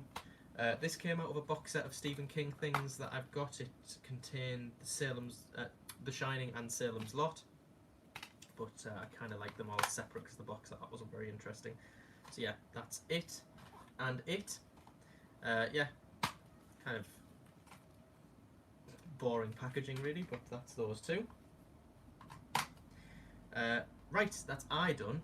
I love all It films. The book was fantastic as well. The book I read on a plane when we were going on holiday, and it got to that scene and I had to really, really read fast because I think the person next to me was kind of reading it along and thinking, what the fuck is that person reading? So yeah, I is done. J, we don't have any. K, we don't have any. We're straight to L. And we're straight in with Arrow. And oh my god! Oh my god! I've lifted them out in the wrong order. Shit! Shit! Never mind, we'll do L first. We do have some Ks. Yes, we do. But we'll go L. This is The Last House on the Left. This is the best release that this film is ever going to get, in my opinion. It is so packed with stuff you wouldn't believe. Yeah, it's really heavy as well. I mean, a lot of these Arrow ones, you can sort of, you know what's in it, whereas this feels proper packed with stuff. Very infamous film. Spawned a remake, which wasn't as good. It was banned pretty much everywhere. I mean, I know it was on the Video Nasties list, but I'm pretty sure it got banned elsewhere as well. Wes Craven's directorial debut, I think, when it comes to feature films. I know he kind of worked in the adult industry for a little bit. So we've got the book, which I've read and is fantastic reading. It's got 56 pages in it. Super, super interesting. Full again of all those kind of things that you want to know when you're watching this film about the marketing and the release and the controversy. We've got the poster, which again is double-sided. You've got the original poster and you've got the newly commissioned artwork, which I don't like quite as much. That to me is a much better poster than that. Nevertheless, both very good. And then we've also got, obviously, the film itself, but we've got 3 discs in here. So we've got the unrated cut. Disc 2 has the Krug and Company cut and other R-rated cuts, including one under the title Sex Crime of the Century, I believe, which is what it was originally titled. Disc 3 is the CD soundtrack. So you open this up, you've got lots of picture postcards, and then you've got your 3 discs. So that is the theatrical cut, I think it said. That's the early cut to the film, and then you've got the CD soundtrack. So yeah, special features on this one again. It takes up the entire back of the box. David Hess was a scary man. I mean, even on the special features to this, he seems a little bit unhinged, and I mean that in the nicest possible way, because he seemed, as scary as he was, he seemed like a lovely man. Also did the soundtrack to this, didn't he? Because he used to do a lot of songwriting and singing. So yeah, Last House on the Left. Randomly interspersed among I and K. We've got, we'll do this one first, 88 films. Killer Crocodile Collector's Edition. These are schlocky as fuck. These are, I bought this purely because a channel called Bright Corners wanted me to review both of these films. So I thought, you know what, they're probably going to be shit, let's go out and buy the really expensive collector's edition, which I did.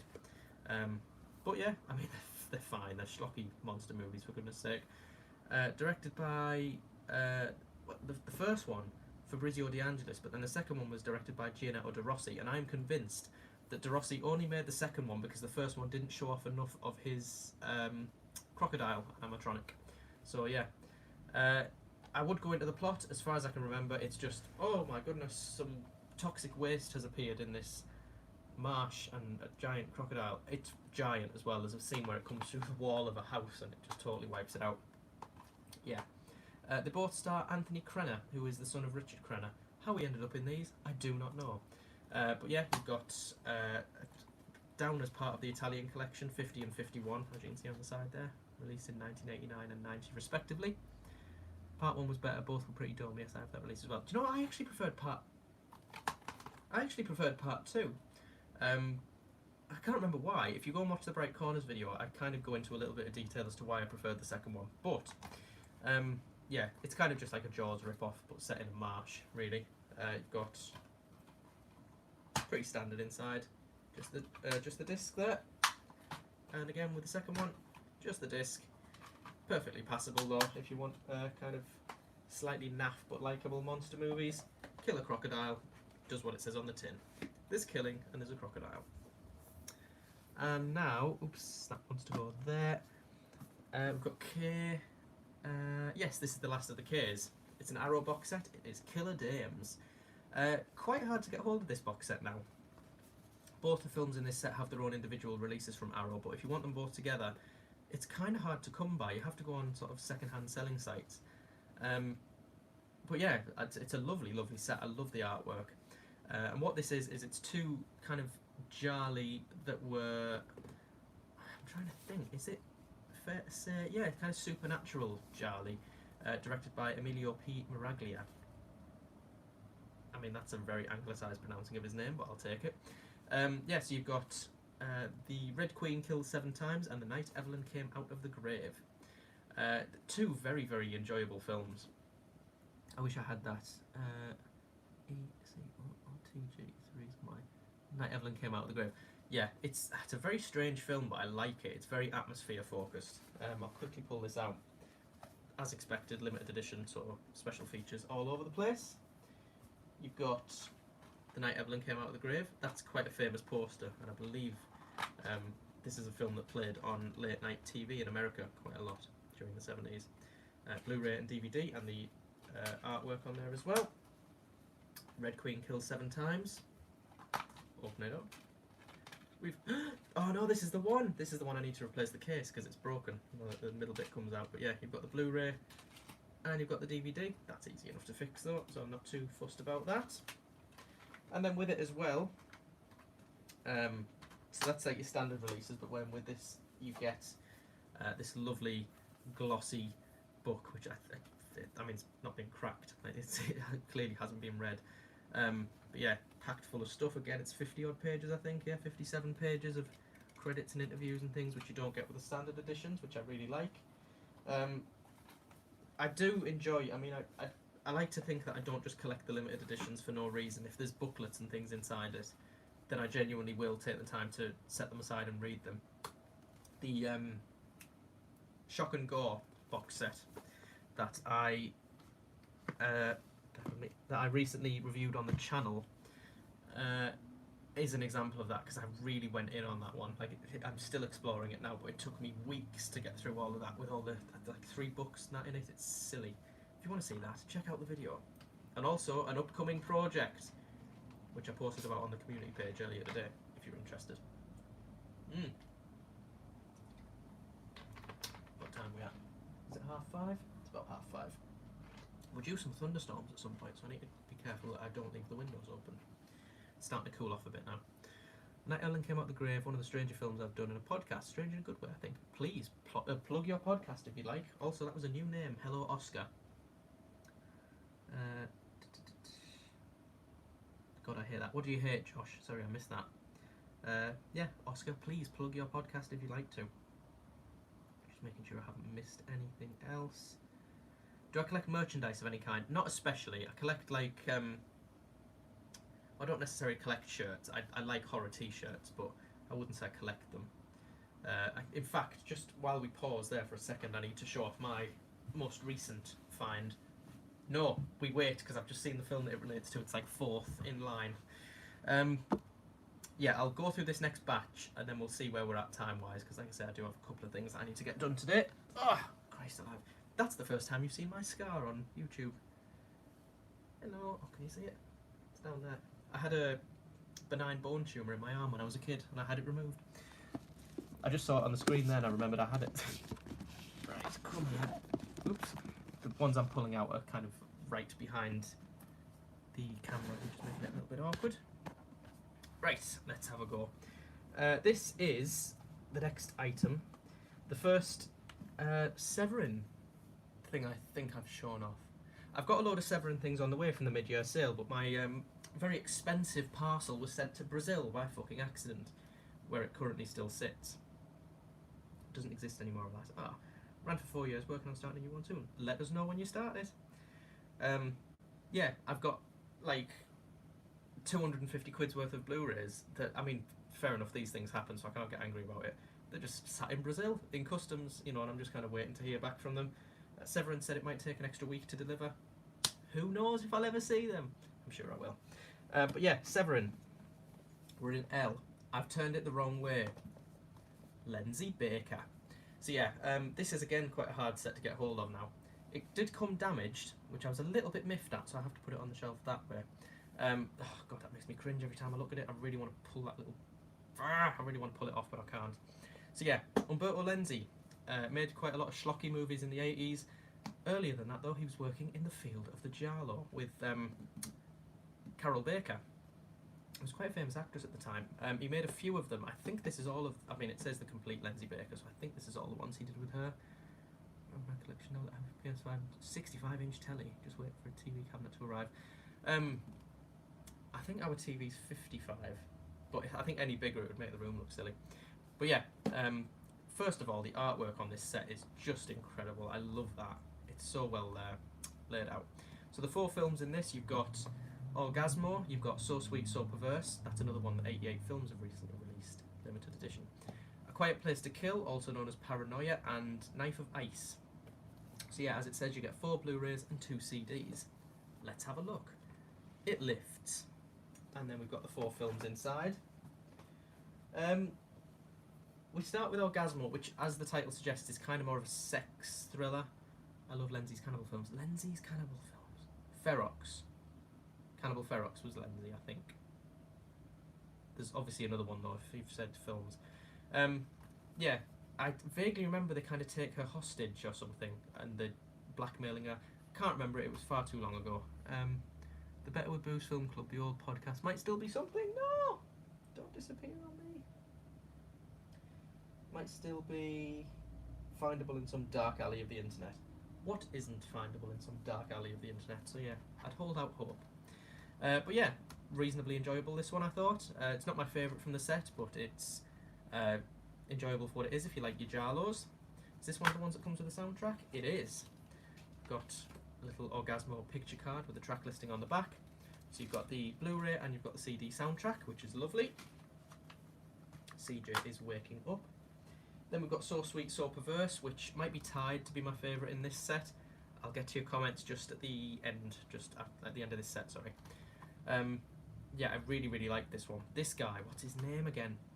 Jean-Louis Trilogy. I can't pronounce that. Yeah, he was really good in Death Laid an Egg, which is a really controversial movie, but I like it.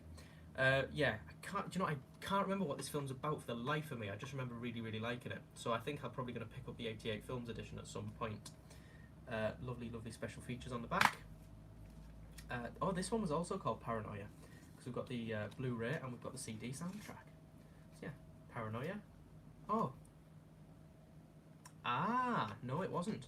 So, Paranoia is the other title of A Quiet Place to Kill, and this CD is music from both films. So that's a poster from A Quiet Place to Kill, just with the alternative title. Track listing on the back, as you can see, there is absolutely loads. Is there alternative artwork on this? I don't think there is. No, there's not. But yeah, artwork is more than acceptable, I think. Again, tied to be my favourite. A Quiet Place to Kill.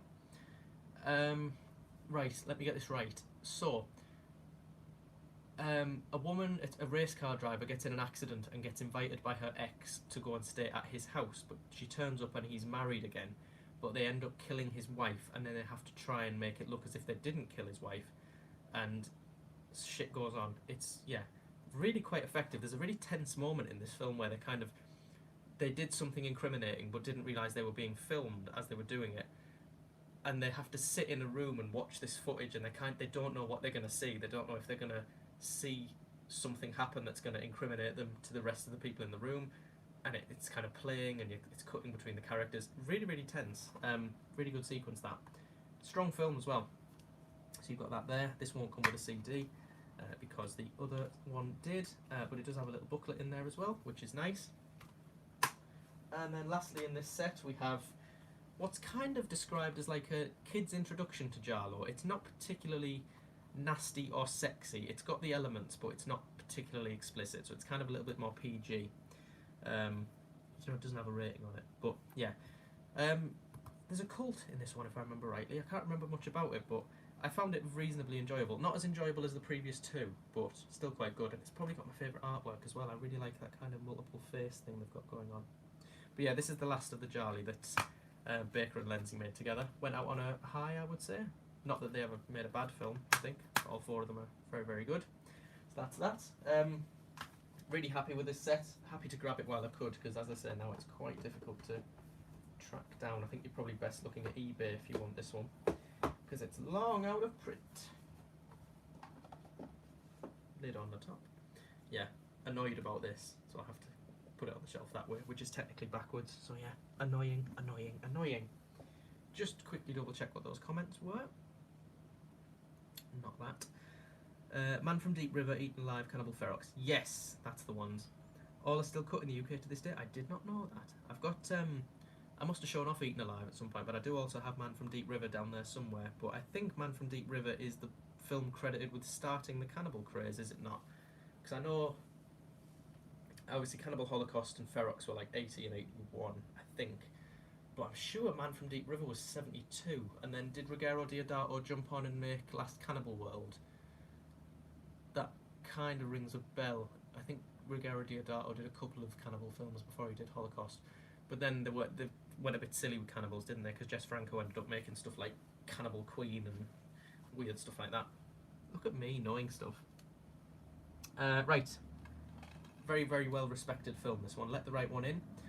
It's quite confusing. Is it not? Italian film producing. This is Swedish, I believe. Yeah, it's a story about this kid who is a little bit of a misfit. You know, he doesn't really fit in, and then he makes friends with this girl who just so happens to be a vampire. It's very sweet in a really twisted kind of way. She sort of stands up for him. The sequence at the end in the swimming pool, very, very famous. Very satisfying as well to see the bullies kind of get what's coming to them. Characters in this are really so likeable. It's no wonder it's gone down as the kind of classic that it is. I believe it's got an American remake called Let Me In, something like that. Not quite as good as far as I'm aware, although I haven't seen it, so I can't comment. But yeah, really, really, really enjoy this one. Kind of bland packaging, but never mind. Now, back to Arrow 4. Lisa and the Devil, or as this says, El Diablo se il I'm not Italian, but yeah, this is Mario Bava in a film that was long considered lost until recently. So yeah, there's two cuts of this film included here, because the original was Lisa and the Devil, and then it got recut after the release of The Exorcist and released as House of Exorcism, which I haven't seen, but I have seen the original. I'm just making sure that I'm right. Yes, that is right. Elka Sommer's in this, Telly Savalas is in this. It's very, very, very bizarre. She gets lost on a kind of holiday expedition and ends up at this old house where there's these weird things happening, and a lad who was obsessed with his ex-girlfriend has kept her body, and yeah, ends up on a plane, and Telly Savalas plays the devil. That's about as coherent as the story's ever going to get. Atmosphere, really, really well shot, really bright and colourful, as you kind of expect of Mario Bava. Can't speak for House of Exorcism, rather, but I'm assuming it's kind of like this, but shit, if it was a kind of US re-release of it. This is the only film where I have the Italian cover on the front, even though it says Lisa and the Devil there, because I really, really hate the new artwork. As much as I think it's done by Graham Humphreys, whose work I normally really like, I just think that looks shit. Like, it's so red. There's no need for it. But yeah, again, quite an early Arrow release, this one, so special edition content's not perhaps as full as later releases, but nevertheless, it's still nice to see this film get any release at all, because as I say, it was considered lost for a long time. And yes, I've just seen his name. Graham Humphreys did the other artwork for it. Good stuff. Now, I'm getting the word. Bear with me.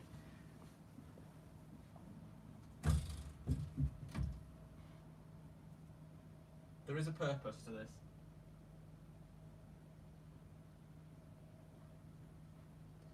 This shirt is something I bought off Redbubble, and me and my mum have got matching ones. The Living Dead at Manchester Morgue, aka Let Sleeping Corpses Lie. Really, really underrated zombie movie. Redbubble, do some awesome shirts. But yeah, good stuff. And the next release is the only release I've got from Synapse, and it's a good one.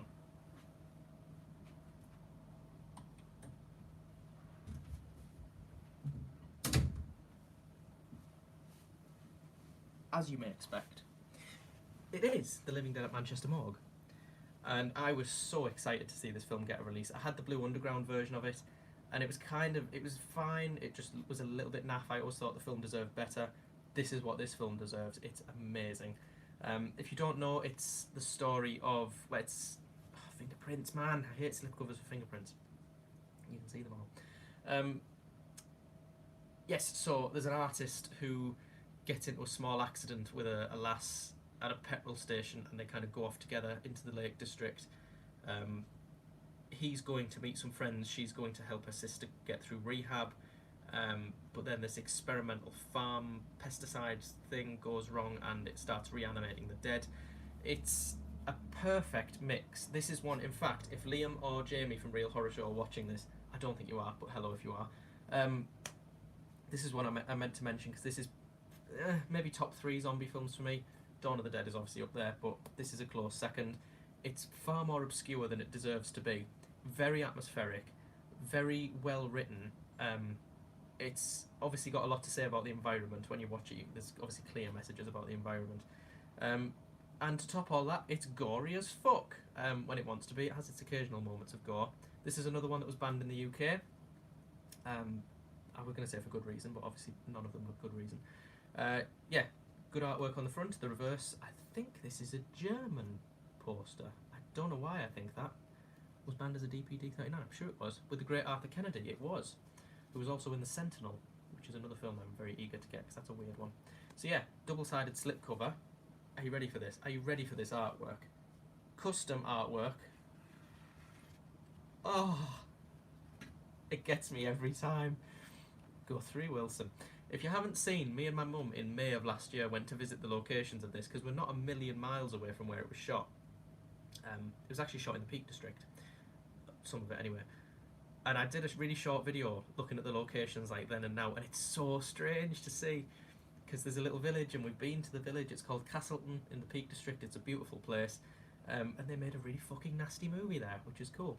So yeah, this is a steelbook, in case you can't see. It's the only steelbook that I own. I'm not usually a fan, but it had a cool slipcover, and yeah, I mean, this artwork is, it would be unforgivable if I didn't pick this up. That's the machine. It's supposed to kill off insects, but it also reanimates the dead, obviously. So I'm going to open this up and show you what comes inside. You get the 2020 Synapse film catalogue, so that kind of shows you what other things they've released. You get, it's only like a little pamphlet really, there's not much information in this one, but you also get the CD track listing, because you get the CD soundtrack in here, which is a really underrated soundtrack. And then, of course, they couldn't have such wonderful artwork without making it a lovely glossy poster. It's so good. It might be my favourite artwork in my entire collection. And then the discs themselves, obviously you open it up there. It looks amazing. I'll get that edition if I ever get the chance. Do you know what? This was really fucking expensive, even when it was on the website, and I just thought, you know what? I need it, because me and my mum are obsessed with this film. You've got the DVD, you've got the Blu-ray, and you've got the CD soundtrack. Yeah, great stuff. I don't know what else to say. I'm sure I paid about 60 quid for it. Or was it $60? So maybe slightly less in GBP. But yeah, if you ever get the chance to pick this up, get on it, because it is so worth your time. I can't stop looking at it. I can't stop looking at it. It's so shiny. Yeah, one of my favourite releases I own, actually. This one I totally forgot until I remembered about the t-shirt. That yeah, it was coming up in this video, and I'll have to give it a clean, because the fingerprints are annoying me. Put that down there.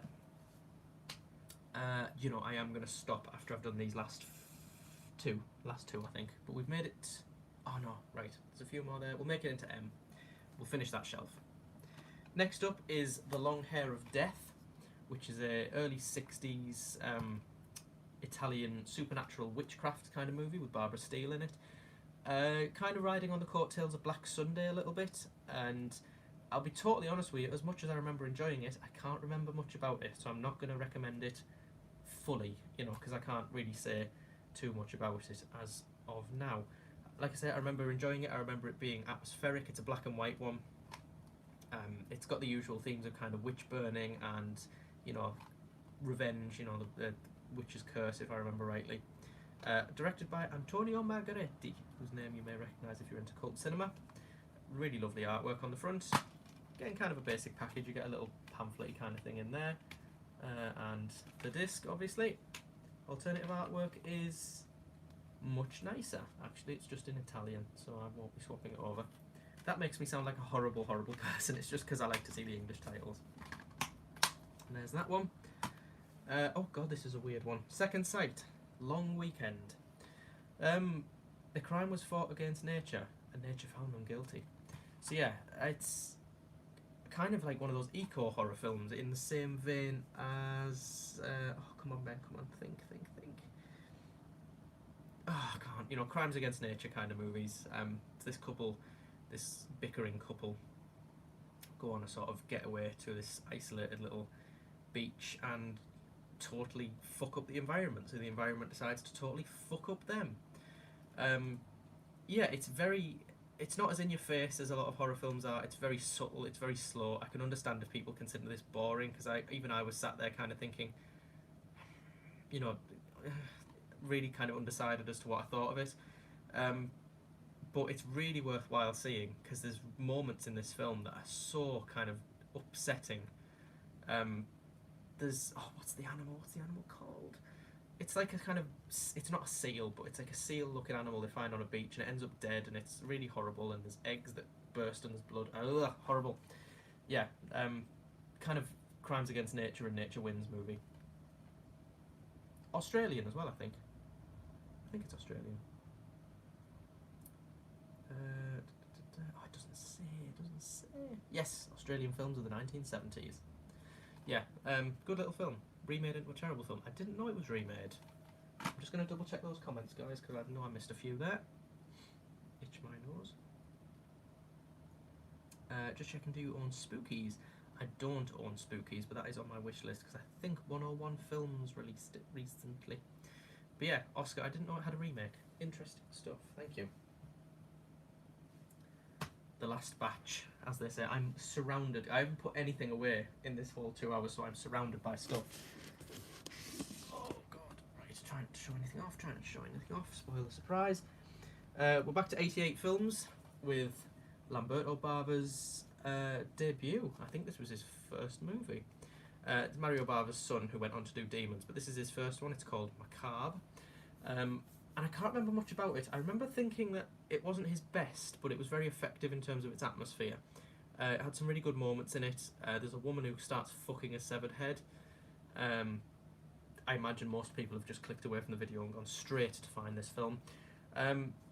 Yeah, it has the same kind of vibe to me as Beyond the Darkness does, the Joe D'Amato movie. That kind of headache-inducing, nausea, weird, just off-kilter kind of movie.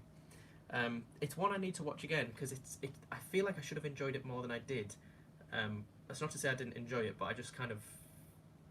I don't think I knew what I was in for, but now if I go back and kind of have more of an idea of what the film is that I'm about to see, maybe it'll, I don't know, click with me a little bit more. But yeah, really cool release from 88 Films. I think I've just talked about that bit. Cool artwork as well on this one. Inside we get a small pamphlet and the disc, unsurprisingly, and the artwork, yeah, it's just the original artwork on that side. It's rare on these films that you see kind of the back, like much done with the, where's an example? Most of the Italian collection things have just got kind of bland on the back, whereas that's obviously done up a little bit more, which is nice to see. But yeah, good release again. It's got that cool texture on the slipcover, which I like. Plop that down there. Staying with 88 Films for Mad Dog Killer. Not Mad Dog Killer, this is Mad Dog Killer. It's not a horror film, really. It's kind of like a crime thriller. William Castle film. No, it's not the William Castle film. I haven't seen the William Castle film, I don't think, because it's not in either of those indicator box sets. This is an Italian film from the 1980s. A good spot, though. Yeah, this is a crime thriller. It's about some people who escape from prison and start taking hostages and go about being ruffians. Yeah, I've only seen this because it was on the Section 3 video nasties list. It's reasonably good as far as sort of Euro crime thrillers go. Obviously it's released by 88 Films, so it's in my ballpark anyway. But it is kind of an outlier, looking at the whole stuff I've shown off, because there's no horror in this at all. It's very much like a thriller crime sort of thing. It's got a few other names as well. Beast with a Gun, I think, might also be quite a popular title for this one. Yeah, reasonably enjoyable. I will revisit this one as well, because it's a film I vaguely remember enjoying more than I thought I would.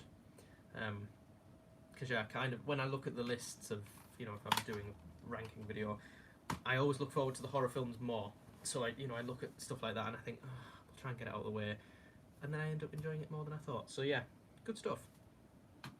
The 58 William Castle film is good, if only because it stars Jim Backus, aka Thurston Howell III from Gilligan's Island. I didn't know that. Again, I've seen a lot of William Castle films, but I've not seen that one. It was his first horror film, wasn't it? Maybe. I talked about this film earlier. We're sticking with video nasties. This was on the official DPP list, I think, because of the scene with the dog and the drill, which wasn't real, blatantly. This is a frustrating film for me because it's a film I definitely should like more than I do. It's directed by a video Assonitis. I don't know how to say his name. He also did the Exorcist ripoff Beyond the Door, and it kind of has the same problem as that film, where I feel like it could have been a lot better than it was. It's very atmospheric, it's got some effective moments in it, but I can't help feeling that it could have been a lot better. It's slow paced, it's quite grisly at points, but the artwork is probably the best thing about this film. It's also got a score by Rizzo Talani, and it kind of sounds like outtakes of the Cannibal Holocaust score, because it's got that weird vibe to it. Also called There Was a Little Girl. That's the other title of this film. I was trying to pinpoint it there. I think this is it's a dual format one, so we get the Blu-ray, we get the DVD, and we get some original artwork, which is... Whoops. Oh, it's quite good as well. That's very reminiscent of a kind of VHS box from the 80s, isn't it? Might have to swap that over, but for now I'm going to stick with what it is. Try and close the box properly then. Julia, that's the main character in this film. Yeah, it's fine for what it is. It's just, again, a film I feel like I could like a lot more than I do. Just going to double check what that comment was. Have you seen... Oh, right, I see what you mean. Yeah, have I seen the film? So I didn't see that comment. Yes, no, I haven't. Sorry, macabre. I wonder what it would be to have the police banging on your door of the video store, stealing your tapes. Dan Howell pressing. Do you know, it's really strange to think back that was like living memory for most people. You know, it's only like the mid 80s, isn't it? But yeah, it's strange to look back at documentaries. I mean, there's the Definitive Video Nasties documentary, which is really good, and it gives a really interesting insight into the whole video nasties thing. But really strange to think that happened, because it kind of feels a bit sort of Orwellian, doesn't it? There's a British Madhouse from '74 with Vincent Price and Peter Cushing. There is, because Vincent Price, I'm sure, plays an actor in that film. Like, his role is an actor. But I haven't seen it. But I know, because he has, like, makeup on, doesn't he? Like, skull makeup. Yeah. That's one on my watch list. Now this is a fucking movie. This traumatised me. Not because of the film, but because my dad had this on VHS, and that was the artwork, and I had, like, the house I used to live in when I was a kid was really old. So in my bedroom there was like the cupboard where the water tank was, and all these VHS tapes were stacked up in there, and this was on the top, and this was the cover, and it always used to freak the shit out of me. There's other artwork in this as well, which is equally good, but I've kept it as that just for kind of nostalgic purposes. This is just a really fun slasher film. It stars, interestingly, Galen Ross in one of 3 of her only film credits. She did Dawn of the Dead, followed by this, followed by Creepshow. That was it. She's out. Like, I think she produces and directs documentaries now, and I think she teaches. But the as far as her acting career goes, this is the sandwich filling, really, with Dawn and Creepshow being on either side of it. And she's kind of the standout in this, as well as Madman Mars, obviously. Alexis Dubin, yeah, as she is credited on this film for some inexplicable reason. Yeah. Have you heard the story of Madman Mars? Sat round a campfire. There's a killer. Da da da da. Don't be stupid. Hey Mars. Now look what you've done. Hack and slash. That's basically this film. Yeah, so generic in the nicest possible way. It's a really, really fun one. Also, am I thinking of the right film? I'm sure this had to be retitled. Am I thinking of the right? No, I'm not. Or am I? I'm sure this had to be retitled from something. You know, when they were making it, it was produced under a different title, and they had to change it to Madman. What I was thinking of initially there was that the film Don't Go in the House was originally going to be called The Burning, and that had to be changed, obviously, because then The Burning came out and stole its title. But am I completely making that up? I'm sure this had like a working title that was later like an actual film. But yeah, good special features on this one as well. The full-length documentary is on here. Madman Alive at 35. Yeah, that's the documentary. Good stuff. Enjoyable. How strange is that? We're back with Lindsay. Yeah, this is the godfather of cannibal movies. It's not in the traditional sense, because you think of Cannibal Holocaust as this kind of really grisly, horrible film, which it is in the nicest possible way. This is more of an adventure film with kind of grim elements to it.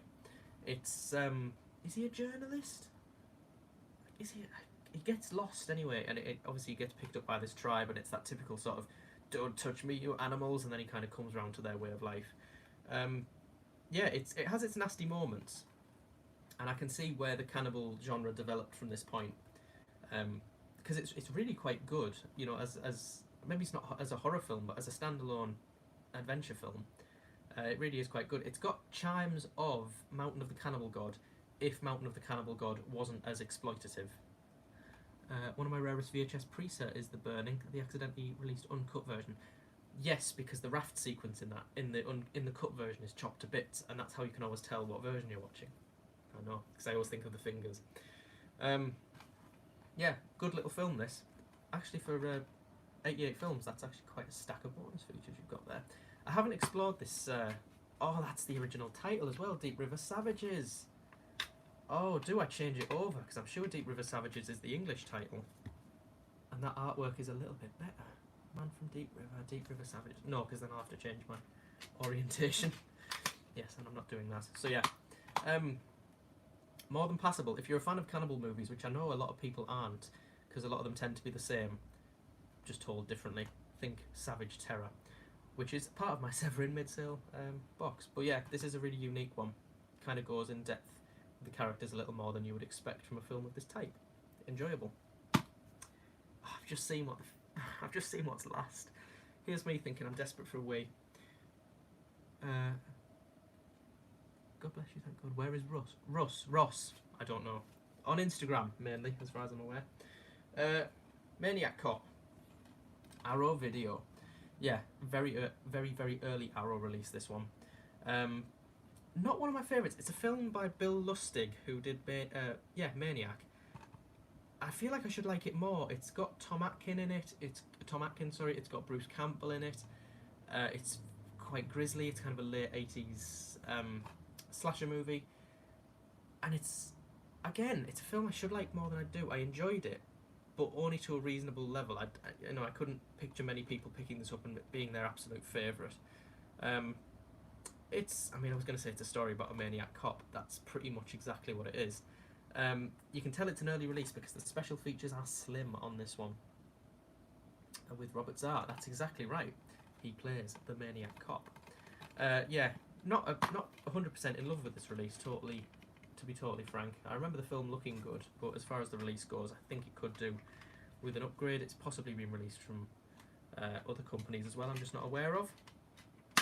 But yeah, that's Maniac Cop. I don't really have much to say on Maniac Cop, other than it's middle of the road for me anyway. Just going to quickly have a drink and double check the comments, because I think I missed a few live chats. Have I seen Single White Female? No, but I know of Single White Female because that's the film where she starts imitating her, isn't it? Where she gets like the haircut and everything. Fireback 1983 classic. That's another one I haven't seen. What am I doing? Yes, I'm having a drink of Diet Coke, and then I'm going to blitz through these last two because I really need the toilet. And necking Diet Coke with a bottle probably isn't helping, but there you go. Next up, another Video Nasty, I think. Yes, it is another Video Nasty.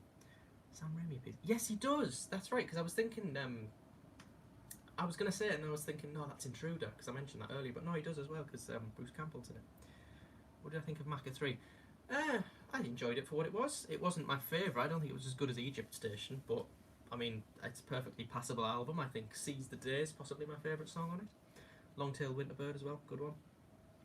This is the Arrow release of Mark of the Devil, which is the first film rated V for violence, according to the ad campaign. Really good cast in this one. You've got Herbert Lom, you've got Udo Kier, and you've got what's his name? I saw him recently in The Man Who Knew Too Much. Oh God, he played Barlow in Salem's Lot. Ah! Oh my God, hang on. Herbert Lom. Oh my God, give me his name. Reginalda, that's him. Really, really strange looking man. Zoltan, Hound of Dracula. I haven't seen it, but I know that movie. Yeah, this is kind of... Well, a lot of people quote this as being kind of where torture... I hate the phrase torture porn, but that's kind of where this came from, because it's very torture heavy. I don't agree with that, because I'm currently making a documentary on Herschel Gordon-Lewis, who, not that he was in that category, but he kind of developed the splatter genre, which is kind of where this gets thrown in, even though this has got a lot more story and depth to a lot of Herschel Gordon-Lewis's movies, and a lot of other splatter movies, and I think to just label it as a splatter film is a little bit disrespectful, but a lot of people see it as that, because it's very, very focused on violence. Witch trials, basically. Yeah, tight stuff. You've got... Oh God, this is more full than I thought. You've got a booklet there, which is cool. You've got the Blu-ray disc. You've got the DVD. And we've got the original poster artwork, which is even shitter than I remember. So yeah, I'm very glad I've got the reversible one on there. This is a good film. I reviewed it in... I can't remember if it was the Section 3 Video Nasties or just the normal series. But I remember really, really liking this one. It rated quite highly. It's shot very, very well. The acting and performances are really, really strong. The violence is suitably grim in this one. And yeah, it's got a perfect balance of kind of horror, violence, and a good story, and good characters. So yeah, I'm going to have to pop this one in again, because I remember really, really enjoying it. And the last one. I'll give you a clue. The last one is a set that I've already made a video on, so I'm going to try and be brief. The All Things Must Pass remix. I mean, I can't really tell sound-wise what the difference is, but it sounds good, and I've got it on vinyl. I have a vomit bag of Mark the Devil. I would send you it if you collected collectible merchandise. The Shock and Gore box set, the Herschel Gordon-Lewis one, has got a vomit bag in it. Yeah, because Blood Feast was originally released with vomit bags. Hitchcock, one of the few people who can get away with making two completely different films with the same name. Yes, because the 54 version with James Stewart and Doris Day is a remake of the 30s version with Peter Lorre, which he also directed. I haven't seen the original one, but The Man Who Knew Too Much is a really good film. I forgot how much I liked it, because me and Aaron at the minute are trying to work through not all of Hitchcock's films, but like the bulk of the the really famous ones. And we've kind of done The Birds, we've done Psycho, we've done Frenzy, and we've done Rope, and we've done Rear Window, and Vertigo. And we're getting into the kind of more obscure ones like Shadow of a Doubt and Saboteur and Man Who Knew Too Much. And it was one I was kind of a bit iffy to put on, because I thought, I remember liking it, but is it as good as I remember? Turns out, yeah, it's really, really good. The fact that like there's about 12 minutes, there's a 12-minute portion in that film with no dialogue whatsoever. It's really clever in the Royal Albert Hall where they're waiting for the cymbal crash. Good film. Bear with me, there's a lot of comments coming in all of a sudden. Creepshow. I would prefer Creepshow the movie over the Pervy series. Kind of remake, kind of not. Yeah, it's got similar themes, but it's very much a different film. I prefer the... Oh, do you really? Interesting. I haven't... let's say I'm aware of the original, but I haven't... I haven't seen it enough to comment, really. Have I seen Frank? No, I have not seen Frank. Birds or Psycho? Or Psycho. Hitchcock, definitely. As much as... Do you know The Birds is a much better film than I remember? Because the moments in the film, where they're stuck in the house at the end, genuinely really tense, with the sound effects and everything. Because I think of The Birds and I think of, like, the scene in the diner and the scene at the school. But then there was those bits that I forgot about. Good. Anyway, sidetracked. We're back. We're Mill again. Millie boy. Birds is better on a rewatch. I agree. Yeah. Fuck, I love this set so much. I'm so glad I own it. It's great and it makes me smile every time I touch it. Yeah. Severin Films did a fucking bang up job with this. This is a set that shouldn't exist because Andy Milligan is such an obscure character and his films, I mean, it's kind of like, are his films improved by seeing them in a higher definition? If anything, they're made slightly worse because you can see the strings, but it's such a great set, and it's, go back to my video and watch my review of this set. It's like 40 minutes of me just creaming over it. Yeah, Andy Milligan, if you don't know, he was kind of an underground figure. He was one of the early sort of gay filmmakers who made a lot of really quite nasty movies.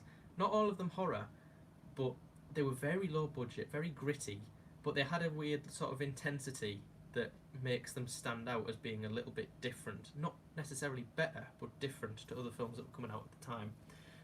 This set, as much as it's quite slim, has a fuckload of movies in it. So you've got the ghastly ones, The Rats Are Coming, The Werewolves Are Here, Vapours, The Body Beneath, Torture Dungeon, Nightbirds, The Man with Two Heads, Guru the Mad Monk, Legacy of Blood, Bloodthirsty Butchers, Seeds, Blood, Fleshpot on 42nd Street, and Carnage. 14 movies, I think. 15, I think, if I'm just counting right. Yeah, so much love has gone into this set. It looks absolutely fantastic. Let's have a look. So yeah, we've got Stephen Thrower's book, Venom, which is absolutely jam-packed with stuff. It's like over 100 pages. It is, in fact, got some Severin and Intervision stickers there. I can tell you, it is exactly 124 pages of sheer information about Andy Milligan, his films, his legacy, what he went on to do afterwards, what he was doing before. Really in-depth, really enjoyed reading this. And it's one of those sets that you can properly enjoy as a sort of learning experience, which I really like. Because as I was watching the films, I was reading along. It's again like Shock and Gore, where you know you can watch a film, you can watch the special features, you can read about it, you're clued up, and then because you have a kind of deeper knowledge of the film, you have more of an appreciation for it. And even though it might not be technically proficient, it might not be well acted, it's really interesting. So yeah, that's obviously a picture of Milligan on the front. We get The Ghastly Ones, which was one of the video nasties, probably the most famous film in this set. We get Nightbirds and The Body Beneath. We get Torture Dungeon. We get Bloodthirsty Butchers. Bloodthirsty Butchers, possibly one of the worst films I've ever seen, but I'll gladly go back and watch it again. Curse of the Full Moon and The Rats Are Coming and The Werewolves Are Here.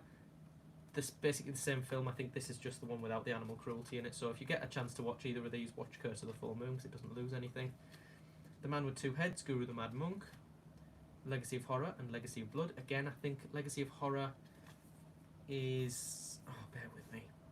Legacy of Blood is the theatrical cut. Legacy of Horror is the TV cut with the violence cut out. Fleshpot on 42nd Street. Like a classic Grindhouse movie. So good. Also features a few people who went on to be in The Last House on the Left, interestingly. Seeds and Vapours, two very strange films. Seeds is one of the angriest movies I've ever seen. Vapours is kind of a landmark movie in a way. It's kind of one of the more famous underground gay movies of the 60s. And then we've got Blood, which might be my favourite in this set, and Carnage. And then we've got also a CD with some music on it by this guy, Hal Borsk, I think his name is. Who did a few bits of music for the films, I believe. Lovely set. A great way to end this video, or live stream, should I say. We've made it through more than I thought there, actually. We've made it through a whole line of movies, and obviously I've caught up on a lot of the stuff that was ordered between live streams. Where are we at? So yeah, we've got 2 more lines of movies to do, and then there's some more out there, so there's maybe like 2 more live streams of stuff to do. I'll quickly blitz through these comments, just to... oh my god, there's loads. I'm going to allow your comment, Josh, because you said that Milligan set goes for fucking hundreds on eBay. Does it really? Let's have a look. I'm opening eBay now. Andy Milligan. I paid... how much did I pay? I ordered it, like I pre-ordered it as soon as it was announced. I'm going to disclose some information here. Just delete some emails while I'm there as well. Right, let's have a look. Severin Films. 11th of April, that's the shipping. Order's now complete. Ah, fuck me, that's loads more than I thought, because I paid for shipping as well. So I paid $177 for it, which is about 150 quid, I want to say. See, the thing is, that's because we're living in the UK, it's a nightmare with shipping. It's the same with Vinegar Syndrome. 104, it's about right, actually, as to what I paid for it. There's one there for $164.95 with free shipping. I'm just going to plug this person's post on eBay there. it's not gone up as much as I thought, actually. Obviously, I'd have got it much cheaper if I'd lived in America, but I don't live in America. Psycho's a better made film, but it's arguably a more enjoyable watch. Yeah, maybe. The Birds is more fun. Psycho's a bit more serious. Let It Be or Not. Do you mean about the reissue of that album? Because if so, no. Mainly because I'm not into collecting vinyl as much as I used to be, but it still looks like a nice set. Take care, Ben. Stay safe, and greetings from Australia. Oh, that's from Josh, yeah, because you're on about the Australian releases on your VHS. Yeah, cool. Thank you very much. Anyways, yes, I am going to wrap this up now because I'm losing my voice. I've got shit to do. The dog is starting to wake up, so I need to get all these films put back on that shelf before he starts to chew. But yeah, I'm off all of next week, so I will hopefully get some get some progress done on that Herschel Gordon Lewis video. And I really hope to get that out soon because I'm really enjoying making it. It's similar in tone to the Norman J. Warren video that I made, and I'm really proud of it so far, so fingers crossed that goes well. Otherwise, I might try and get on and do another live stream, whether it's this, whether it's games. I might do a bit of Dead by Daylight, maybe a bit of Resident Evil, who knows. I will see how I feel next week. But yeah, thank you very much for joining if you did. Thank you for all your comments and everything. Stay safe, and yeah, I will see you again very soon. Time to now awkwardly end this live.